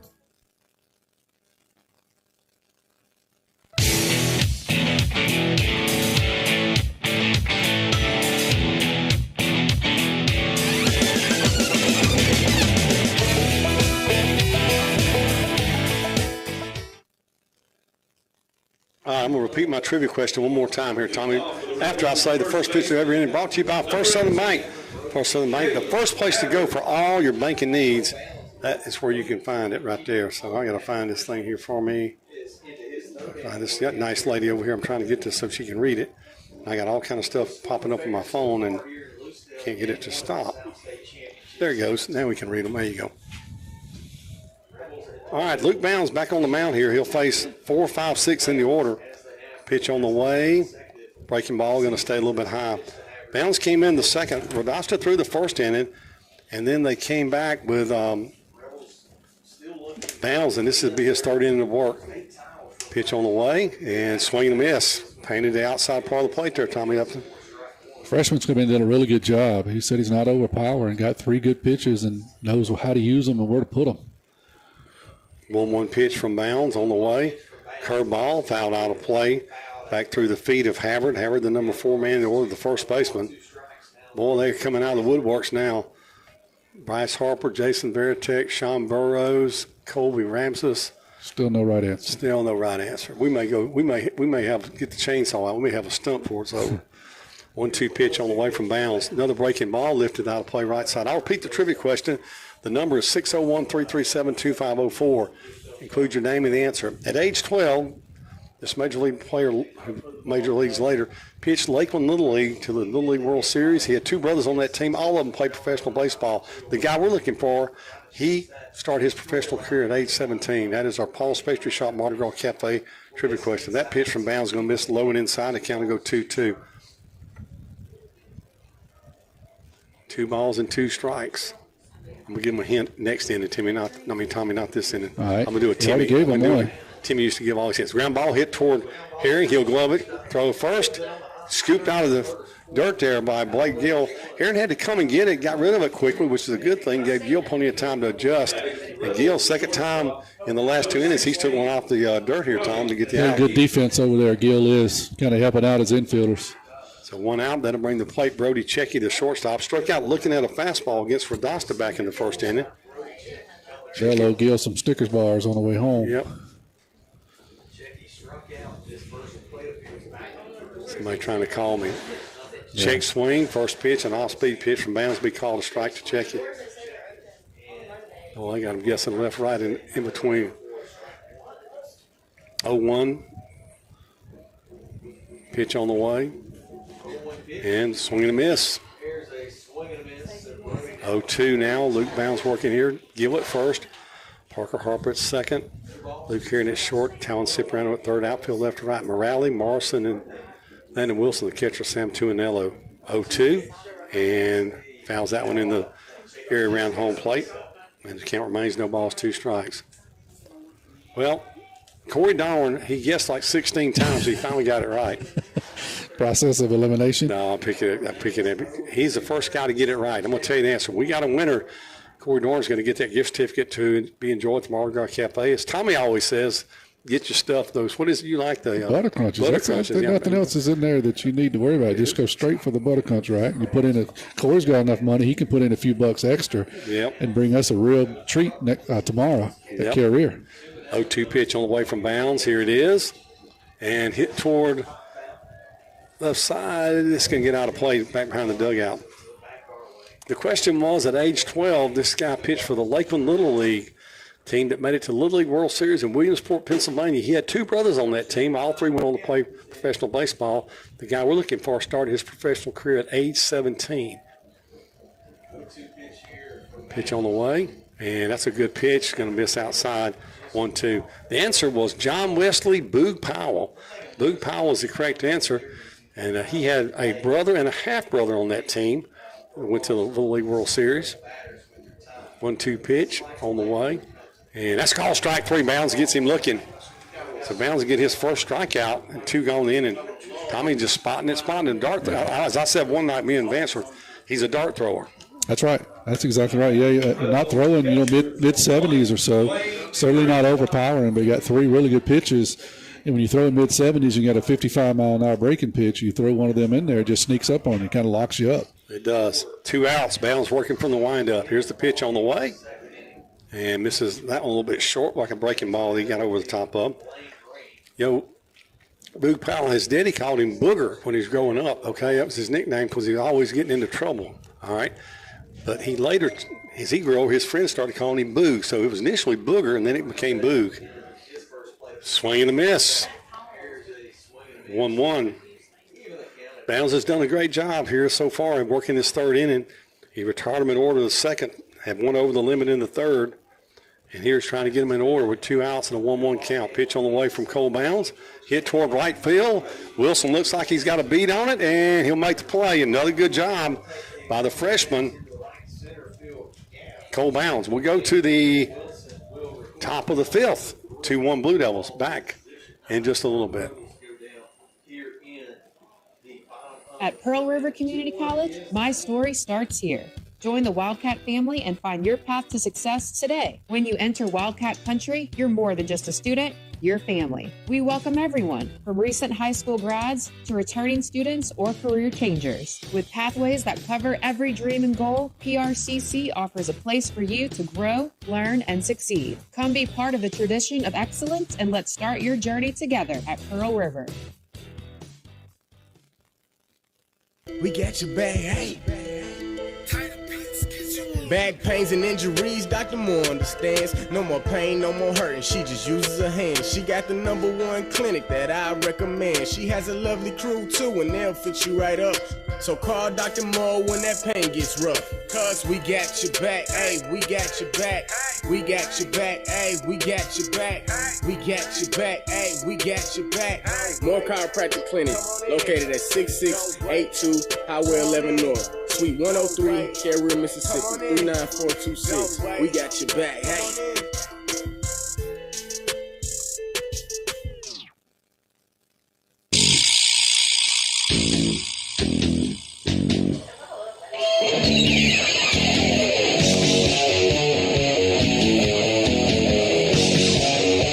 We move to the top of the fifth here from Claude Paso Field in Lucedale on the campus of George County High School. Blue Devils lead it 2-1. George County got on the board first. A leadoff home run, the bottom of the first by center fielder Ben Davis. Then the Blue Devils tied it in the top of the third. A solo shot left field by Kendall Marson, the center fielder. And then the Blue Devils got a run on the throwing error on an attempted double play. That's where we stand, 2-1.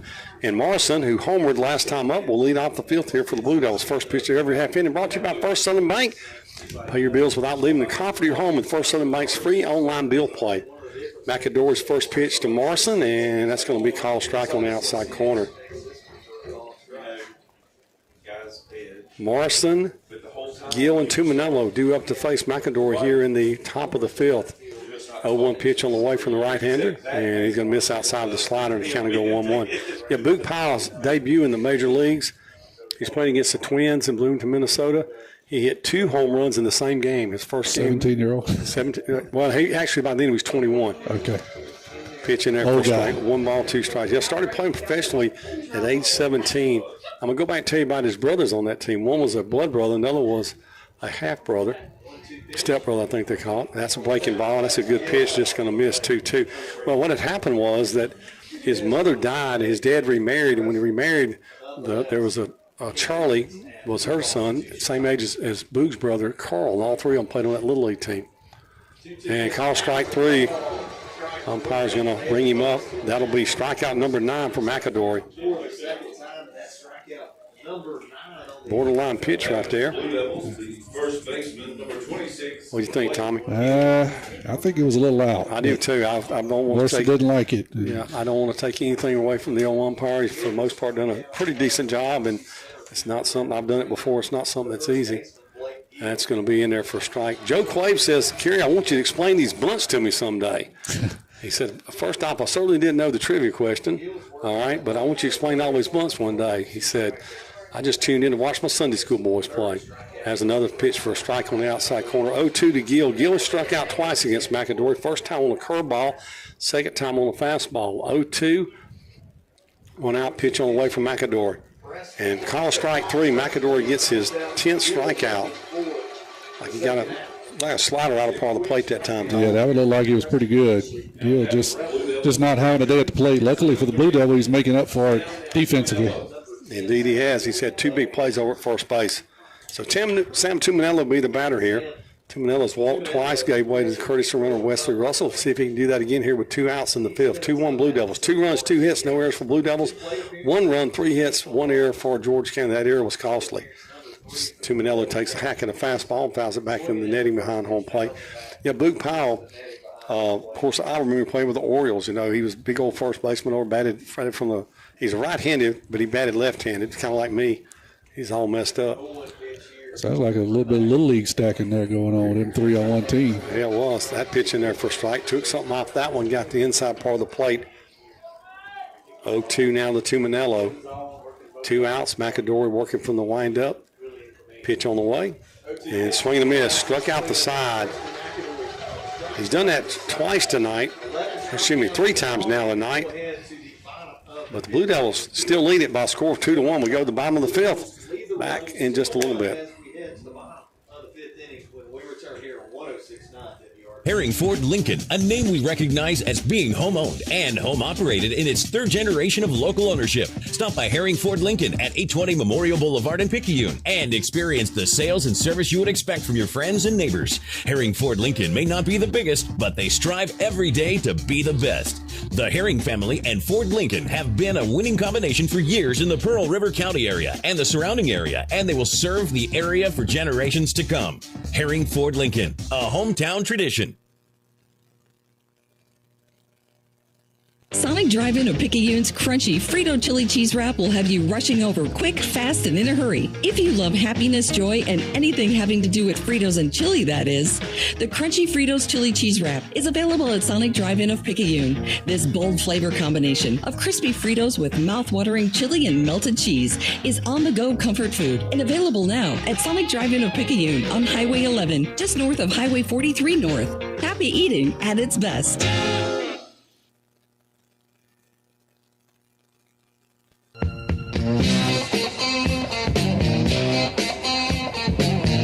Tommy's headset's working again. He can hear me. At least hear himself, too. That's good news. Could have been my hearing. Who knows? I know something went out. It's back. Listen closely. Tell me when it's too loud. Beep, beep. You ever had a hearing test? Tell me which ear and all that stuff. I had a hearing test one time. You got to tell them what ear and is it loud or low and hit a button. Oh, man, I think I passed. I don't know how. All right. Cole Bounds out for his 4th inning of work. Young man is done. He's only faced 1 over the limit so far. And he'll face 7, 8, 9 to order. DH Bryce O'Neill, who granted out to the pitcher last time to Bounds. Swing and miss at a breaking ball, strike 1. Yeah, Bounds is kind of baffled on here, Kerry. Just 1 hit, as you said. Really done a good job coming in relief of.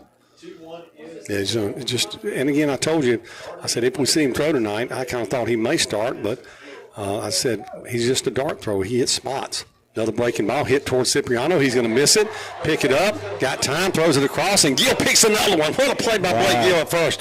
Cipriano knocked it down and had a chance to get it over there in time. And, boy, what a play by Gills. You'll see here on the replay on Tommy's stream. He went and got it, picked it up, threw it over there, and Gill, another great pick, Tommy. Yeah, Gill's having a night that he wants to forget at the plate, but he's having a night to remember over at first. He'll have fun with some of these replays, I'm sure. There's Grant Reeves, the second baseman, lined out to right center field, a ball that they had to run a long way to get out there. This was the second of those two balls that Kendall Morrison had to run down. He shows bunt and pulls the bat back, and that pitch called a strike on the outside corner. You know, the one thing I've noticed, this is the third time I've seen Cole Bounce pitch this year. Tommy, the old expression, ice water in his veins, I think he's got frozen bottle water in there. He does not let anything get to him. Nothing to get to him. Here's another foul ball off the left side. Certainly seems mature, especially for a freshman, right? That's that's definitely something to call out, and it need to get better. And my grandpa used to say it gets worse and worse as he gets older. So we'll just see. I remember TJ coaching when I played. That was some fun days, dude. He coached the old Bank of Picayune team. Well, that's a good pitch outside part of the plate. Might have been a little bit off the plate. 1 ball, 2 strikes. Gill at first, Parker Harper at second. That's Blake Gill at first, Parker Harper at second. Luke Herring at short.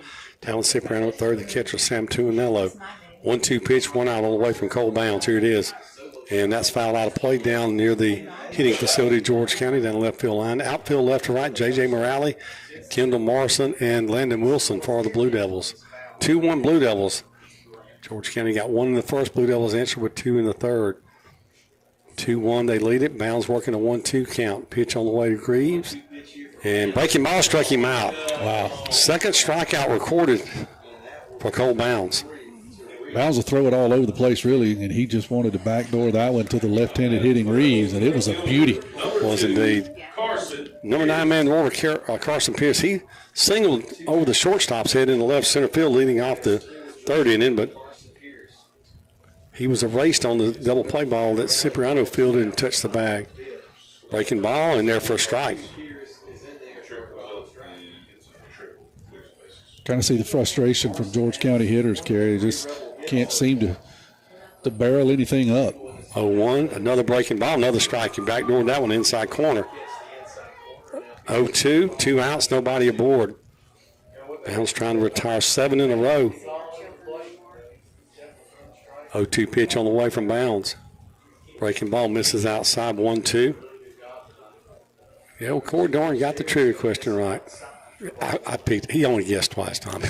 I got to tell the truth. That's pretty good. I don't want to be over exaggerating. Corey's a good fellow. Does a lot of good stuff. Popped up. Bounds is there. He's looking for help. Here comes Parker Harper, and Parker Harper comes in and makes the play. Bounds is retired 7 in a row. 3 up, 3 down again. We go to the 6th. Blue Devils up 2-1. Back right after this.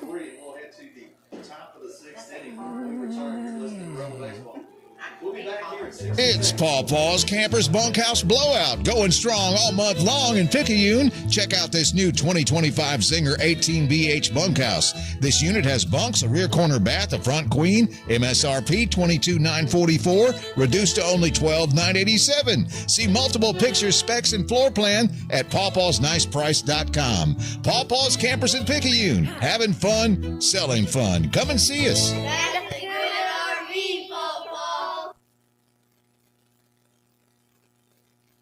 Nobody protects you from mayhem like Allstate.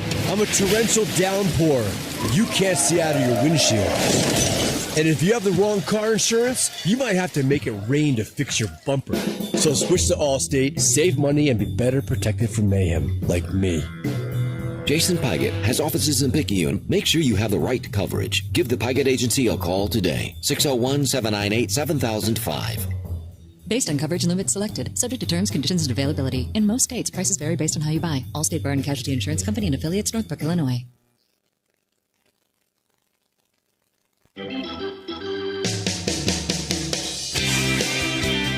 Kerry Metzger back here with Tommy Upton on WRJW Radio, also on the YouTube channel tonight as well.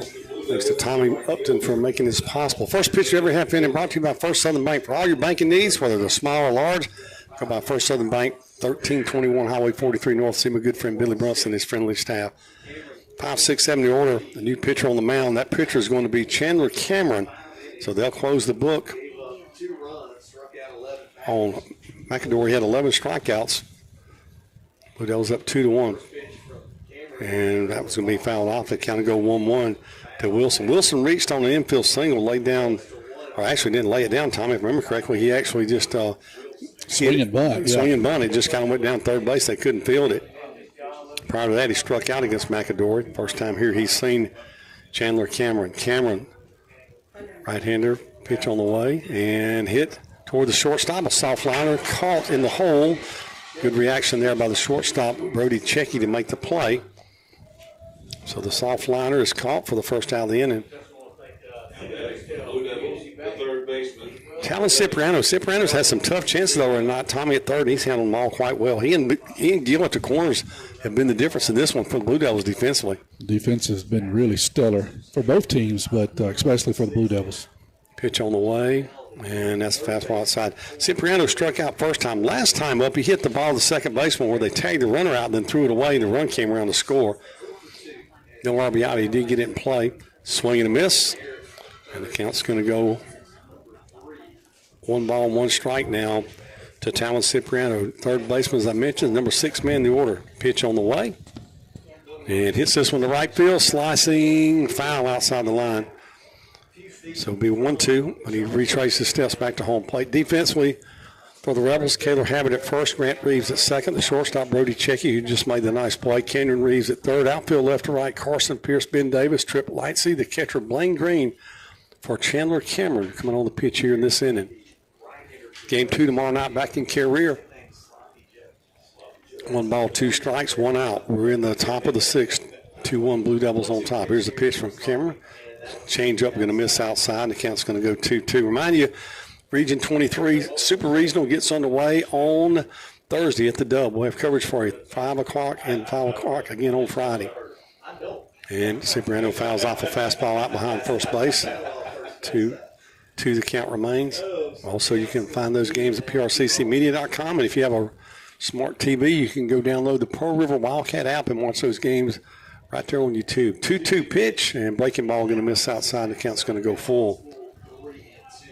Cipriano works to the full count. 2 runs, 2 hits, no errors for Blue Devils. 1 run, 3 hits, 1 error for George County. As I said, that error was costly. Brought the second run around for the Blue Devils after Morrison led in and off with a solo home run. Cipriano's going to foul this one out on 1 big hop. Catcher is going to jump out. Green will grab it in foul territory, and Cipriano retraces steps. Yeah, Tommy, talking about the weather. Of course, we're in a closed-in booth here tonight, but man, the weather is so nice here tonight. 72 degrees when we started this game was the temperature. It's beautiful. Yeah, we got a breeze blowing out to left field. Blowing out to left field makes it even nicer for those folks out there. Of course, Tommy's happy he's got that 68 degrees in here. Wind blowing out of the south, southeast at 4 miles an hour. Just a nice little breeze. 3-2 pitch to Cipriano. And off the handle toward the second baseman. First baseman's going to grab it. Pitch to the pitcher, and he'll cover the bag. Good job by George County there. Havard had to come and get it. I thought the second baseman, Reeves, was going to beat him to it, Tommy, but he didn't. And a good job as he grabbed it, and the pitcher over there covering. You work on that all the time in practice, flipped it to him, and they get the out. Yeah, not a great feed by the first baseman, but good coverage over there by pitcher Cameron doing his job. Not only do you have to pitch, but you got to cover first base on the ball on that side. And it worked out well for the Rebels. The DH, Eric Mabry, will be the batter. Takes a fastball for a strike on the outside corner. Struck out and grounded out to the pitcher. Tommy, when you were pitching in college, did you like that drill? Absolutely not. I hated it. Everybody hates that drill. You have to practice it. Here's a ground ball hit toward third. I said, get by him. Shortstop in the hole. Long throw and a great pick at first base. Well, we've seen some great plays at first base. There's one by Kaylor Havard. A ball hit, got by the third baseman. Checky, the shortstop, grabs it, just slings it on the run, and 1 hop grab over there. Boy, I tell you, Gill and Havard, those 3 plays they made between them were spectacular. Putting on a clinic. They are indeed. We go to the bottom of the 6th. 2-1 Blue Devils on top. We'll take a break. We'll come back in just a little bit. Highland Community Hospital continues to do what is best for patients in our new wound healing center. Now open and staffed by a specialized team of doctors, nurses, and techs, we treat diabetic patients and others with serious wounds that have resisted traditional treatment and need special care. Located on the first floor in our outpatient department, our medical professionals will tailor a treatment plan to meet your specific needs, working to treat the whole person and not just the wound. For more information, visit www.highlandch.org. Herring Ford Lincoln, a name we recognize as being home-owned and home-operated in its third generation of local ownership. Stop by Herring Ford Lincoln at 820 Memorial Boulevard in Picayune and experience the sales and service you would expect from your friends and neighbors. Herring Ford Lincoln may not be the biggest, but they strive every day to be the best. The Herring family and Ford Lincoln have been a winning combination for years in the Pearl River County area and the surrounding area, and they will serve the area for generations to come. Herring Ford Lincoln, a hometown tradition.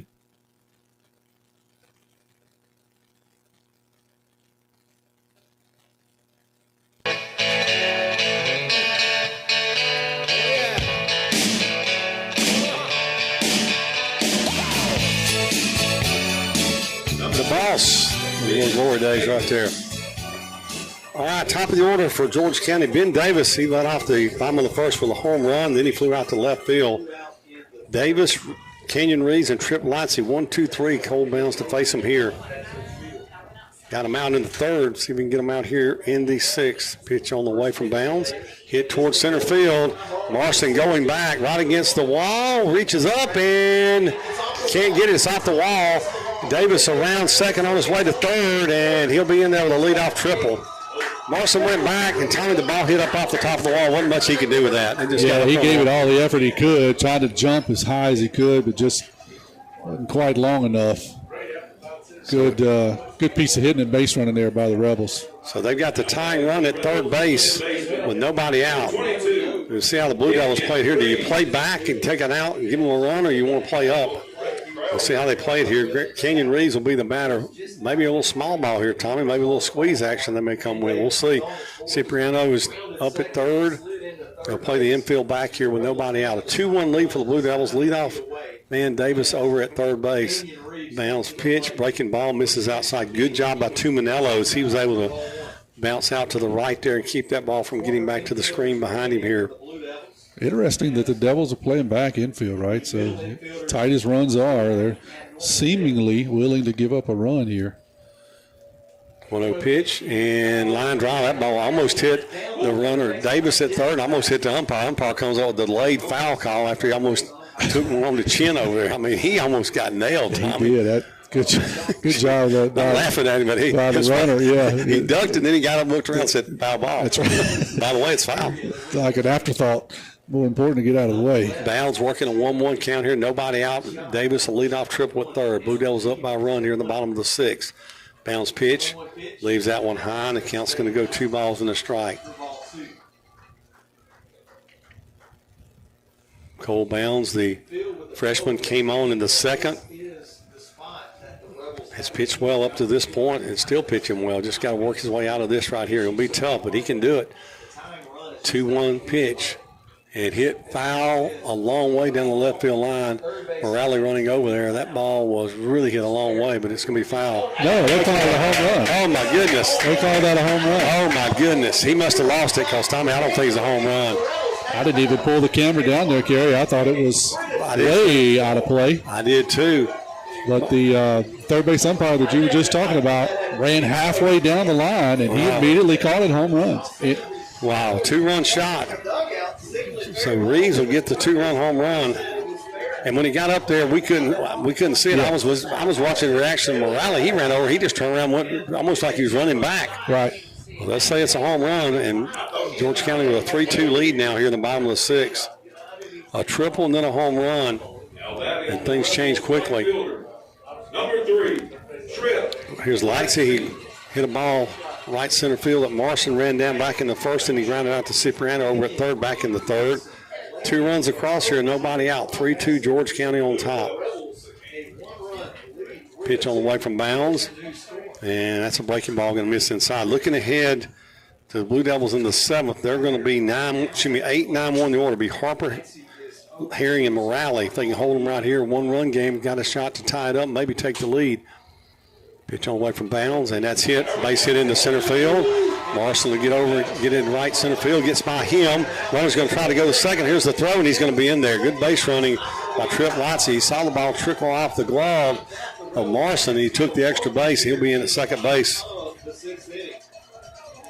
The ball hit well and just kind of kicked around center fielder. Morrison able to recover quickly, but still got a stand-up double out of that. So runner at second, nobody out. Here's the first baseman, Kaylor Havard. He's walked and grounded out to here, and it's short. Nobody out. 2 runs in, 3-2, George County on top here in the 6th. Rebels now have 6 hits in the ball game and a very important insurance run at second base. There's a pitch, breaking ball. They're going to bunt it foul down the third base line. The Rebel first baseman Havard, but it's going to get fouled. Rebels trying to slay a little. And Tommy, I'm not saying the home run was foul. I'm just saying, well, I was watching where I thought the ball went and where I saw Morale come over, and he kind of gave up. And I'm thinking it's out of here. But you made the point, the third base umpire, he ran all the way down. He went, halfway down the line out there to make the call. Yeah, it's hard for us to see. There's some lights in the press box and glare off the glass, and it just kind of got up. We couldn't see it. Off the bat, it looked way foul. It did. 0-1, they're going to bunt it again, foul down the third base line. Yeah, from here, just the first vantage point, we have the vantage point. We have first glance at it. I thought it was way outside. As I said, he hit it a long way, but it's foul. But immediately when I said that, the umpire at third said home run. And I didn't see a lot of discussion or what's the word? I looked over here to Blue Devils. I didn't see anybody coming out of the dugout or anybody saying anything about it. So evidently, no argument really. Yeah, so evidently it was inside the old pole down there. 0-2, runner at second, nobody out. 2 runs in. George County up 3-2 here in the bottom of the 6th. First of a 3-game series. Bounds working from the stretch. Breaking ball is going to miss outside. The count will go 1-2. Got to hold them right here, Tommy. You find a way to get these outs before they get another run, because you can play a little small ball. If you get Harper or Herring on, you'll be back top of the order. Yeah, I got to start getting some outs here, though. Yep. 1-2, nobody out. Cole Bounds from the stretch. Pitch on the way and popped up right side, and it's going to make it back into the stands here. And almost got that girl in the front row. She was dancing around there like she was on Saturday Night Fever, and she almost got hit. She should have stayed still. Wouldn't have got her. It's usually a good thing to do. Yeah. Stand your ground. Stand your ground. You're usually better off. She was moving around, and that's when it almost hit her. So 1 ball, 2 strikes. Cole Bounds working here against the cleanup man, Kaylor Havard. Runner at second with nobody out. And had a baseball get loose here somewhere behind home plate. Oh, I think they tried to throw it back over the screen maybe. Who knows? Whatever it is, they got it picked up.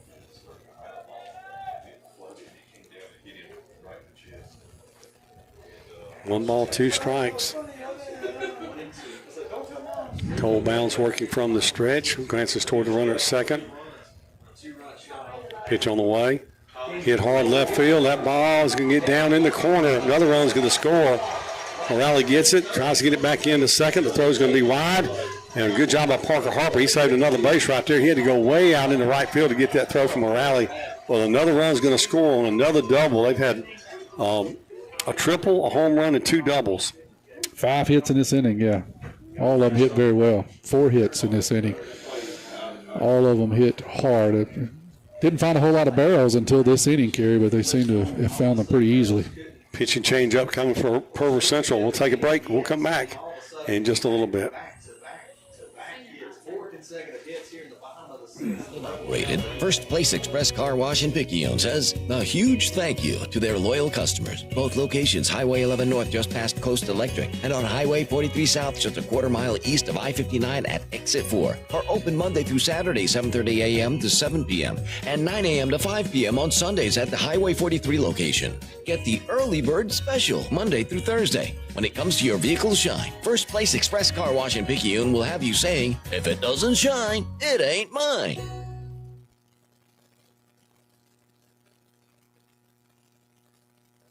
When you wake up with an aching back or sore neck, Dr. Debbie Moore with Moore Chiropractic Clinic suggests you consider making simple changes in your sleeping position to alleviate unnecessary strain on your body. According to the American Chiropractic Association and Dr. Debbie Moore, it's best to sleep on your back or side because laying on your back or side allows your head, neck, and spine to relax into their natural alignment. This will help you wake up pain-free and feeling rejuvenated. Moore Chiropractic Clinic. We've got your back. Nobody protects you from mayhem like Allstate. I'm a torrential downpour. You can't see out of your windshield. And if you have the wrong car insurance, you might have to make it rain to fix your bumper. So switch to Allstate, save money, and be better protected from mayhem like me. Jason Pygott has offices in Picayune. Make sure you have the right coverage. Give the Pygott Agency a call today. 601-798-7005. Based on coverage and limits selected. Subject to terms, conditions, and availability. In most states, prices vary based on how you buy. Allstate Bar and Casualty Insurance Company and affiliates, Northbrook, Illinois. Connor Cazenay, the senior right-hander, comes on the throw here. He'll face the shortstop, number 5 man in the order, Brody Checky. Checky struck out twice earlier in this game, once against Radasta in the first and also against Bounds in the fourth. 4-2, 3 runs across here for George County in the bottom of the sixth. Checky going to show bunt here. Cazenay's pitch, breaking ball, fouled out of play. I've been careful before I say foul, out of play over here on the left side. It's got to stop the bleeding here, Kerry. Yep. 4 consecutive hits to start this in, a triple, a home run, and back-to-back doubles. I say really it was a single and maybe an error, but they didn't give an error on Blue Devils, so he scored a double. That ball was hit quite a bit over in the right center field. Nobody out, runner at second. Checky showing bunt again, squares. Pitch on the way, breaking ball, going to bunt it foul down the left field line in front of the dugout. Cipriano will go over and grab it. So 0-2. As you said, Tommy, you just got to stop the bleeding. Boy, you really would love to keep it a one-run game, but that's how it works out sometimes. We'll give credit to Habbard, who hit that double down the corner. He turned on that ball pretty good. You know, in Cole Bound's defense, I mean, he went through once, some of them twice, and now a third time around. It makes a difference. Yeah, just an outstanding effort from the freshman, really. You can't ask much more from him. No, got him in a good situation. Cazenay sitting here on 0-2, working from the stretch, runner at second. Pitch on the way, breaking ball, popped up out of play back behind first base dugout. The count remains no balls and 2 strikes to the shortstop, Brody Checky. Game 2 tomorrow night back in Carrier. 7 o'clock first pitch, airtime about 6:45. Tommy probably open the stream a little earlier than that, and then we'll get going with our pregame show about 6:50. 0-2. Cazenay comes set. Here's the pitch. And high hopper Cipriano is going to get it, check the runner back, throw across, and Gill with a nice stretch to get it. And that'll be the first out of the inning. Another good combo there, 5-3, but it's anything but normal. Now batting for the Rebels, the catcher. Here's the catcher, Blaine Green. He is grounded out to third and flew out to right field. So runner at second. Kaylor Habbard had a double. 1 out. 4-2, George County on top. Scored 3 here in the bottom of the 6th. Green showing bunt. And we'll see if he's going to stay there. And he is going to take that pitch for a strike from Cazenay. Gill charging over at third. They'll leave Cipriano at home over there to try to get back and cover the bag. That means Cazenay's got the whole third baseline unless it gets beyond 45 feet. Then it'll be the responsibility of Cipriano. Gill charging again. 0-1. And going to swing away, hits it to Herring at short. He'll field it, throw across, and the throw's wide, but what a play by Gill. Another great play over at first base. Gill had to come off and get the throw and tag the runner out right before he got to the bag. Boy, Blake Gill, a great job over there at first base tonight in the scoop, and then now in the air makes the play. Yeah, he's just kind of doing it all over. Not only can he scoop, but he can also tag on an air play there by Herring. Good job of Herring of keeping the runner at home and just threw it a little bit high. 2 outs. Brought him out again. That's going to be 2 stickers. I'm sorry, Tommy. 2 outs, and D.H. Neal grounded out to pitcher, grounded out to third, 2 previous at-bats. Breaking ball. Good job by Tuminello. That one bounced up there about 58 feet and 3 inches, and Sam Tuminello with a good job keeping it in front. Both catchers have done a really good job here tonight. Blaine Green for the Rebels of George County and Sam Tuminello for the Blue Devils. 1-0 pitch, 2 outs, runner at second. Cazenay from the stretch. Pitch on the way, and hits him with it.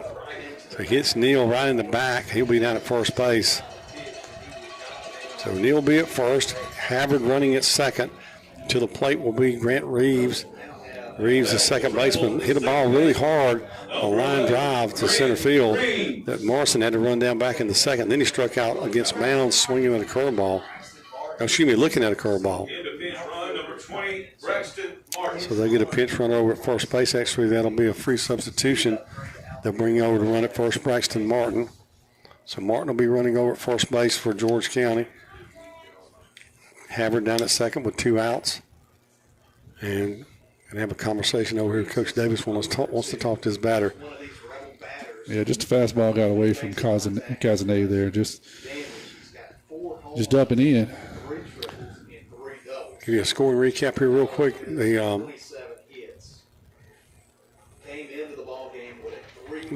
George County got on the board first by a personal home run by Davis. Then Morrison tied it with a home run in the third. Blue Devils stayed in that inning and scored a run on the air. And then George County has put a 3 spot up here in the bottom of the 6th to lead it 4-2.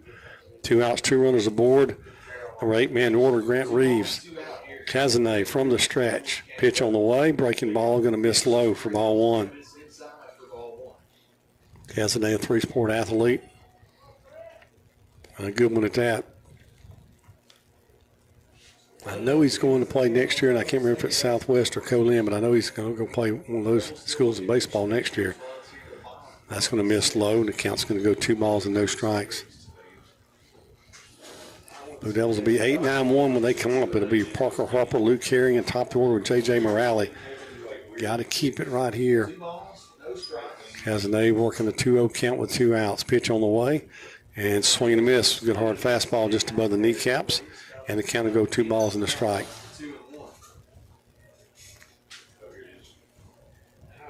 Two, 1, 2 outs. Cazenay working from the stretch. Hadn't looked at the runner. That pitch in there for strike. Boy, he has not looked at the runner, Tommy, the last 2 pitches. And you wonder here, even before a possible 3-2 count, if they're going to get the runner in motion at second base with Havard. It'll be interesting to see. Yeah, he's not giving him a look at all. Good lead. Good secondary. He looks this time.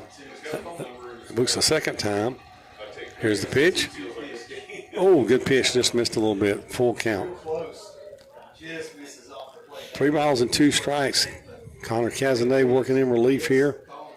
Came in and got 2 ground balls thus far since entering the ball game. Trying to get that third out to get out of center. Runners will be in motion on 3-2, 2 outs. Cazenay pitch on the way. Ball 4, the bases will be full. Bases full of Rebels.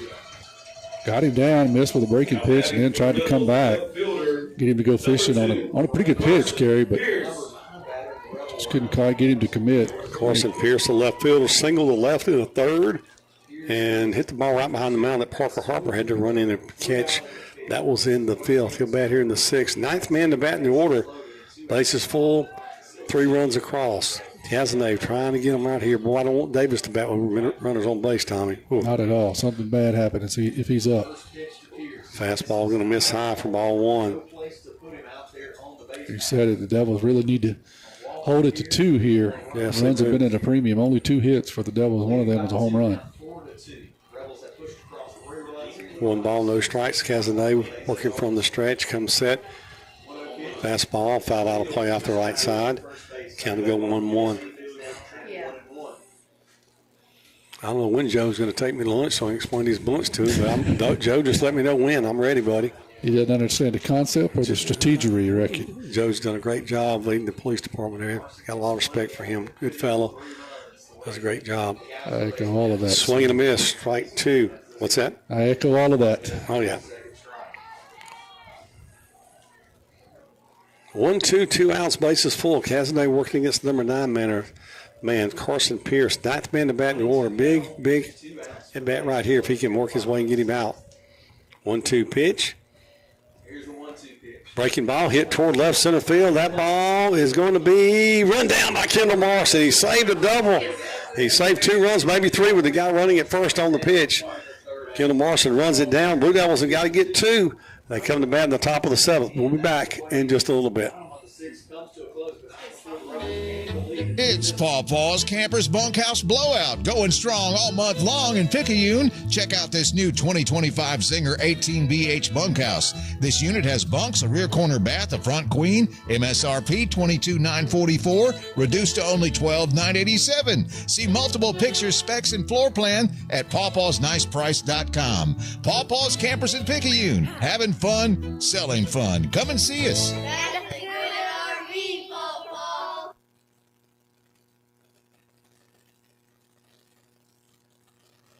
Looking for a gym to help you become a healthier you? The Gym at Picayune is the place to be with its large open facility, modern equipment, and knowledgeable staff led by owner and operator Edgar Woods. The Gym at Picayune offers a variety of workouts and classes to meet your specific needs with 24/7 access. The gym accepts silver sneakers, which is available at no cost for adults 65 plus through select Medicare plans. More space, more equipment, more growth. The Gym at Picayune.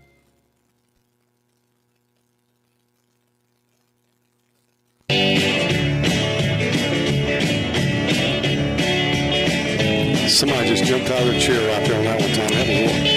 That was a little hot coming back. See that? First pitch of every half inning brought to you by First Southern Bank.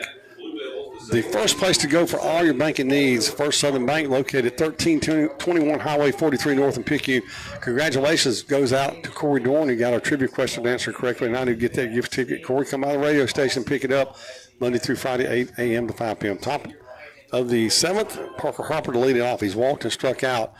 First pitch, new pitcher Kenyon Reeves is going to miss outside for ball one. Tommy, you were talking about this young man on the way down here tonight. You said, yeah, hopefully the game is now under protest for these illegal pitches here. Tommy said he hates these underhand guys. That's a fastball in there for strike. I was 0 for 286 in my career against these guys. Ulysses Pascal looks like he's the second baseman for them now. And that's going to be called strike. May have been off the plate a little bit. You get the call. Parker Harper kind of shrugs his shoulders.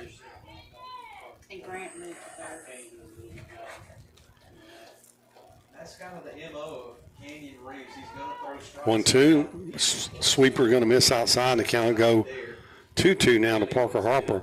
2 balls, 2 strikes. Harper, Herring, and then back to the top of the order with J.J. Morale. Blue Devils trail by 2 in the top of the seventh. They need to get a pair. Keep this one going. Pitch on the way, and Sidewinder's going to miss outside. The count will go full to Parker Harper. Yeah, Reeves will drop down full sidearm, then he'll kind of throw a 3/4 slot too. Got a good breaking pitch. This is what George County wants to do: get into the 7, get the ball to him. 3-2, and call strike 3. Looked like it. That's the first out here at the top of the 7th inning. So Parker Harper go down looking at a fastball. Looked to be maybe just off. Yeah, that's what I thought too, and I wanted to see a replay, and I thought it was off the plate a little bit as well. Looks like he caught it on the inner part of the left-handed batter's box line over there. Parker Harper kind of went back to umpire and didn't say anything, showed some composure, just went on to the dugout. Here's Luke here, and he has walked, and he also bunted in foul territory. That was a great play that was made earlier by Reeves, who's pitching now, as he dove in foul territory to catch that ball. First pitch, fastball, letter high, call for a strike to Luke Heron. Morale in the on-deck circle. Blue Devils down their last 2 outs here in the 7th. This is only game 1. It's a 3-game series. A lot of baseball left to be played. 0-1, and that's called strike 2. 0-2. Tom, you said it. He drops down and steps back across almost. The ball's at an angle when it comes across the plate. They call it arm side run, right, for him. It kind of runs back into a right-hander. Yep. And swing and a miss, struck him out. He's pretty nasty. We laugh and joke about sidearmers, but from a sidearm guy, he's pretty nasty. Not only can he run the fastball back in on you as a right-hander, but he's got a good slider, and that's what he got here and out there. He can throw on the outside corner, so he moves the ball in and out really well. Really difficult to hit. J.J. Morale has a walk, a strikeout, and a fly ball to left field. Last chance for Blue Devils here in the top of the 7th. George County up 4-2, and that pitch almost hit him. Well, wouldn't that be something? You get him on base. Hey, if you get him on base, you got a shot, because behind him you got Kendall Morrison. Morrison with a home run and 3 at-bats tonight. Yeah, this is the key here. Can you get Morale on? Morale only give Kendall Morrison a shot at it. Here's the pitch. Morale high hopper, foul down third baseline. And the count's going to go 1-1 to J.J. Morale. Game 2 tomorrow night back in Carrier.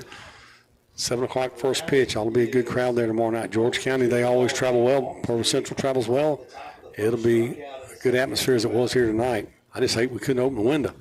Hear all this noise. 1-1 pitch, 2 outs. Reeves working from the stretch here. And that's going to be inside. That's a good pitch, Tommy.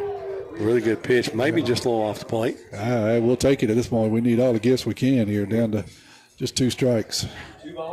2-1 to Morale. 2 outs. Nobody aboard. He's trying to get on that base to keep this thing alive for the Blue Devils. Reeves from down under. And high hopper to second base. Fielded by Pascal. Throw to first and in time for the out. And George County is going to take game 1 here over the Blue Devils. We'll take a quick 30-second break. We'll come back and wrap this one up back in just a little bit.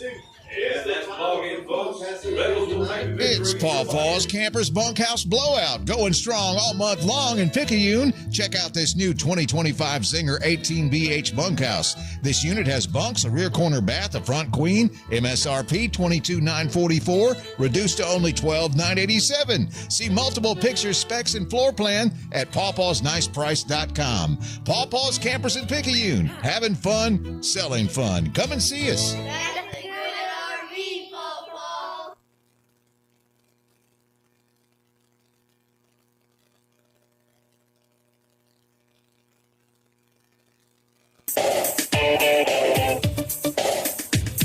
George County going to take it 4-2. Good ball game by both these teams here tonight. George County got a run in the bottom of the first, home run by Ben Davis.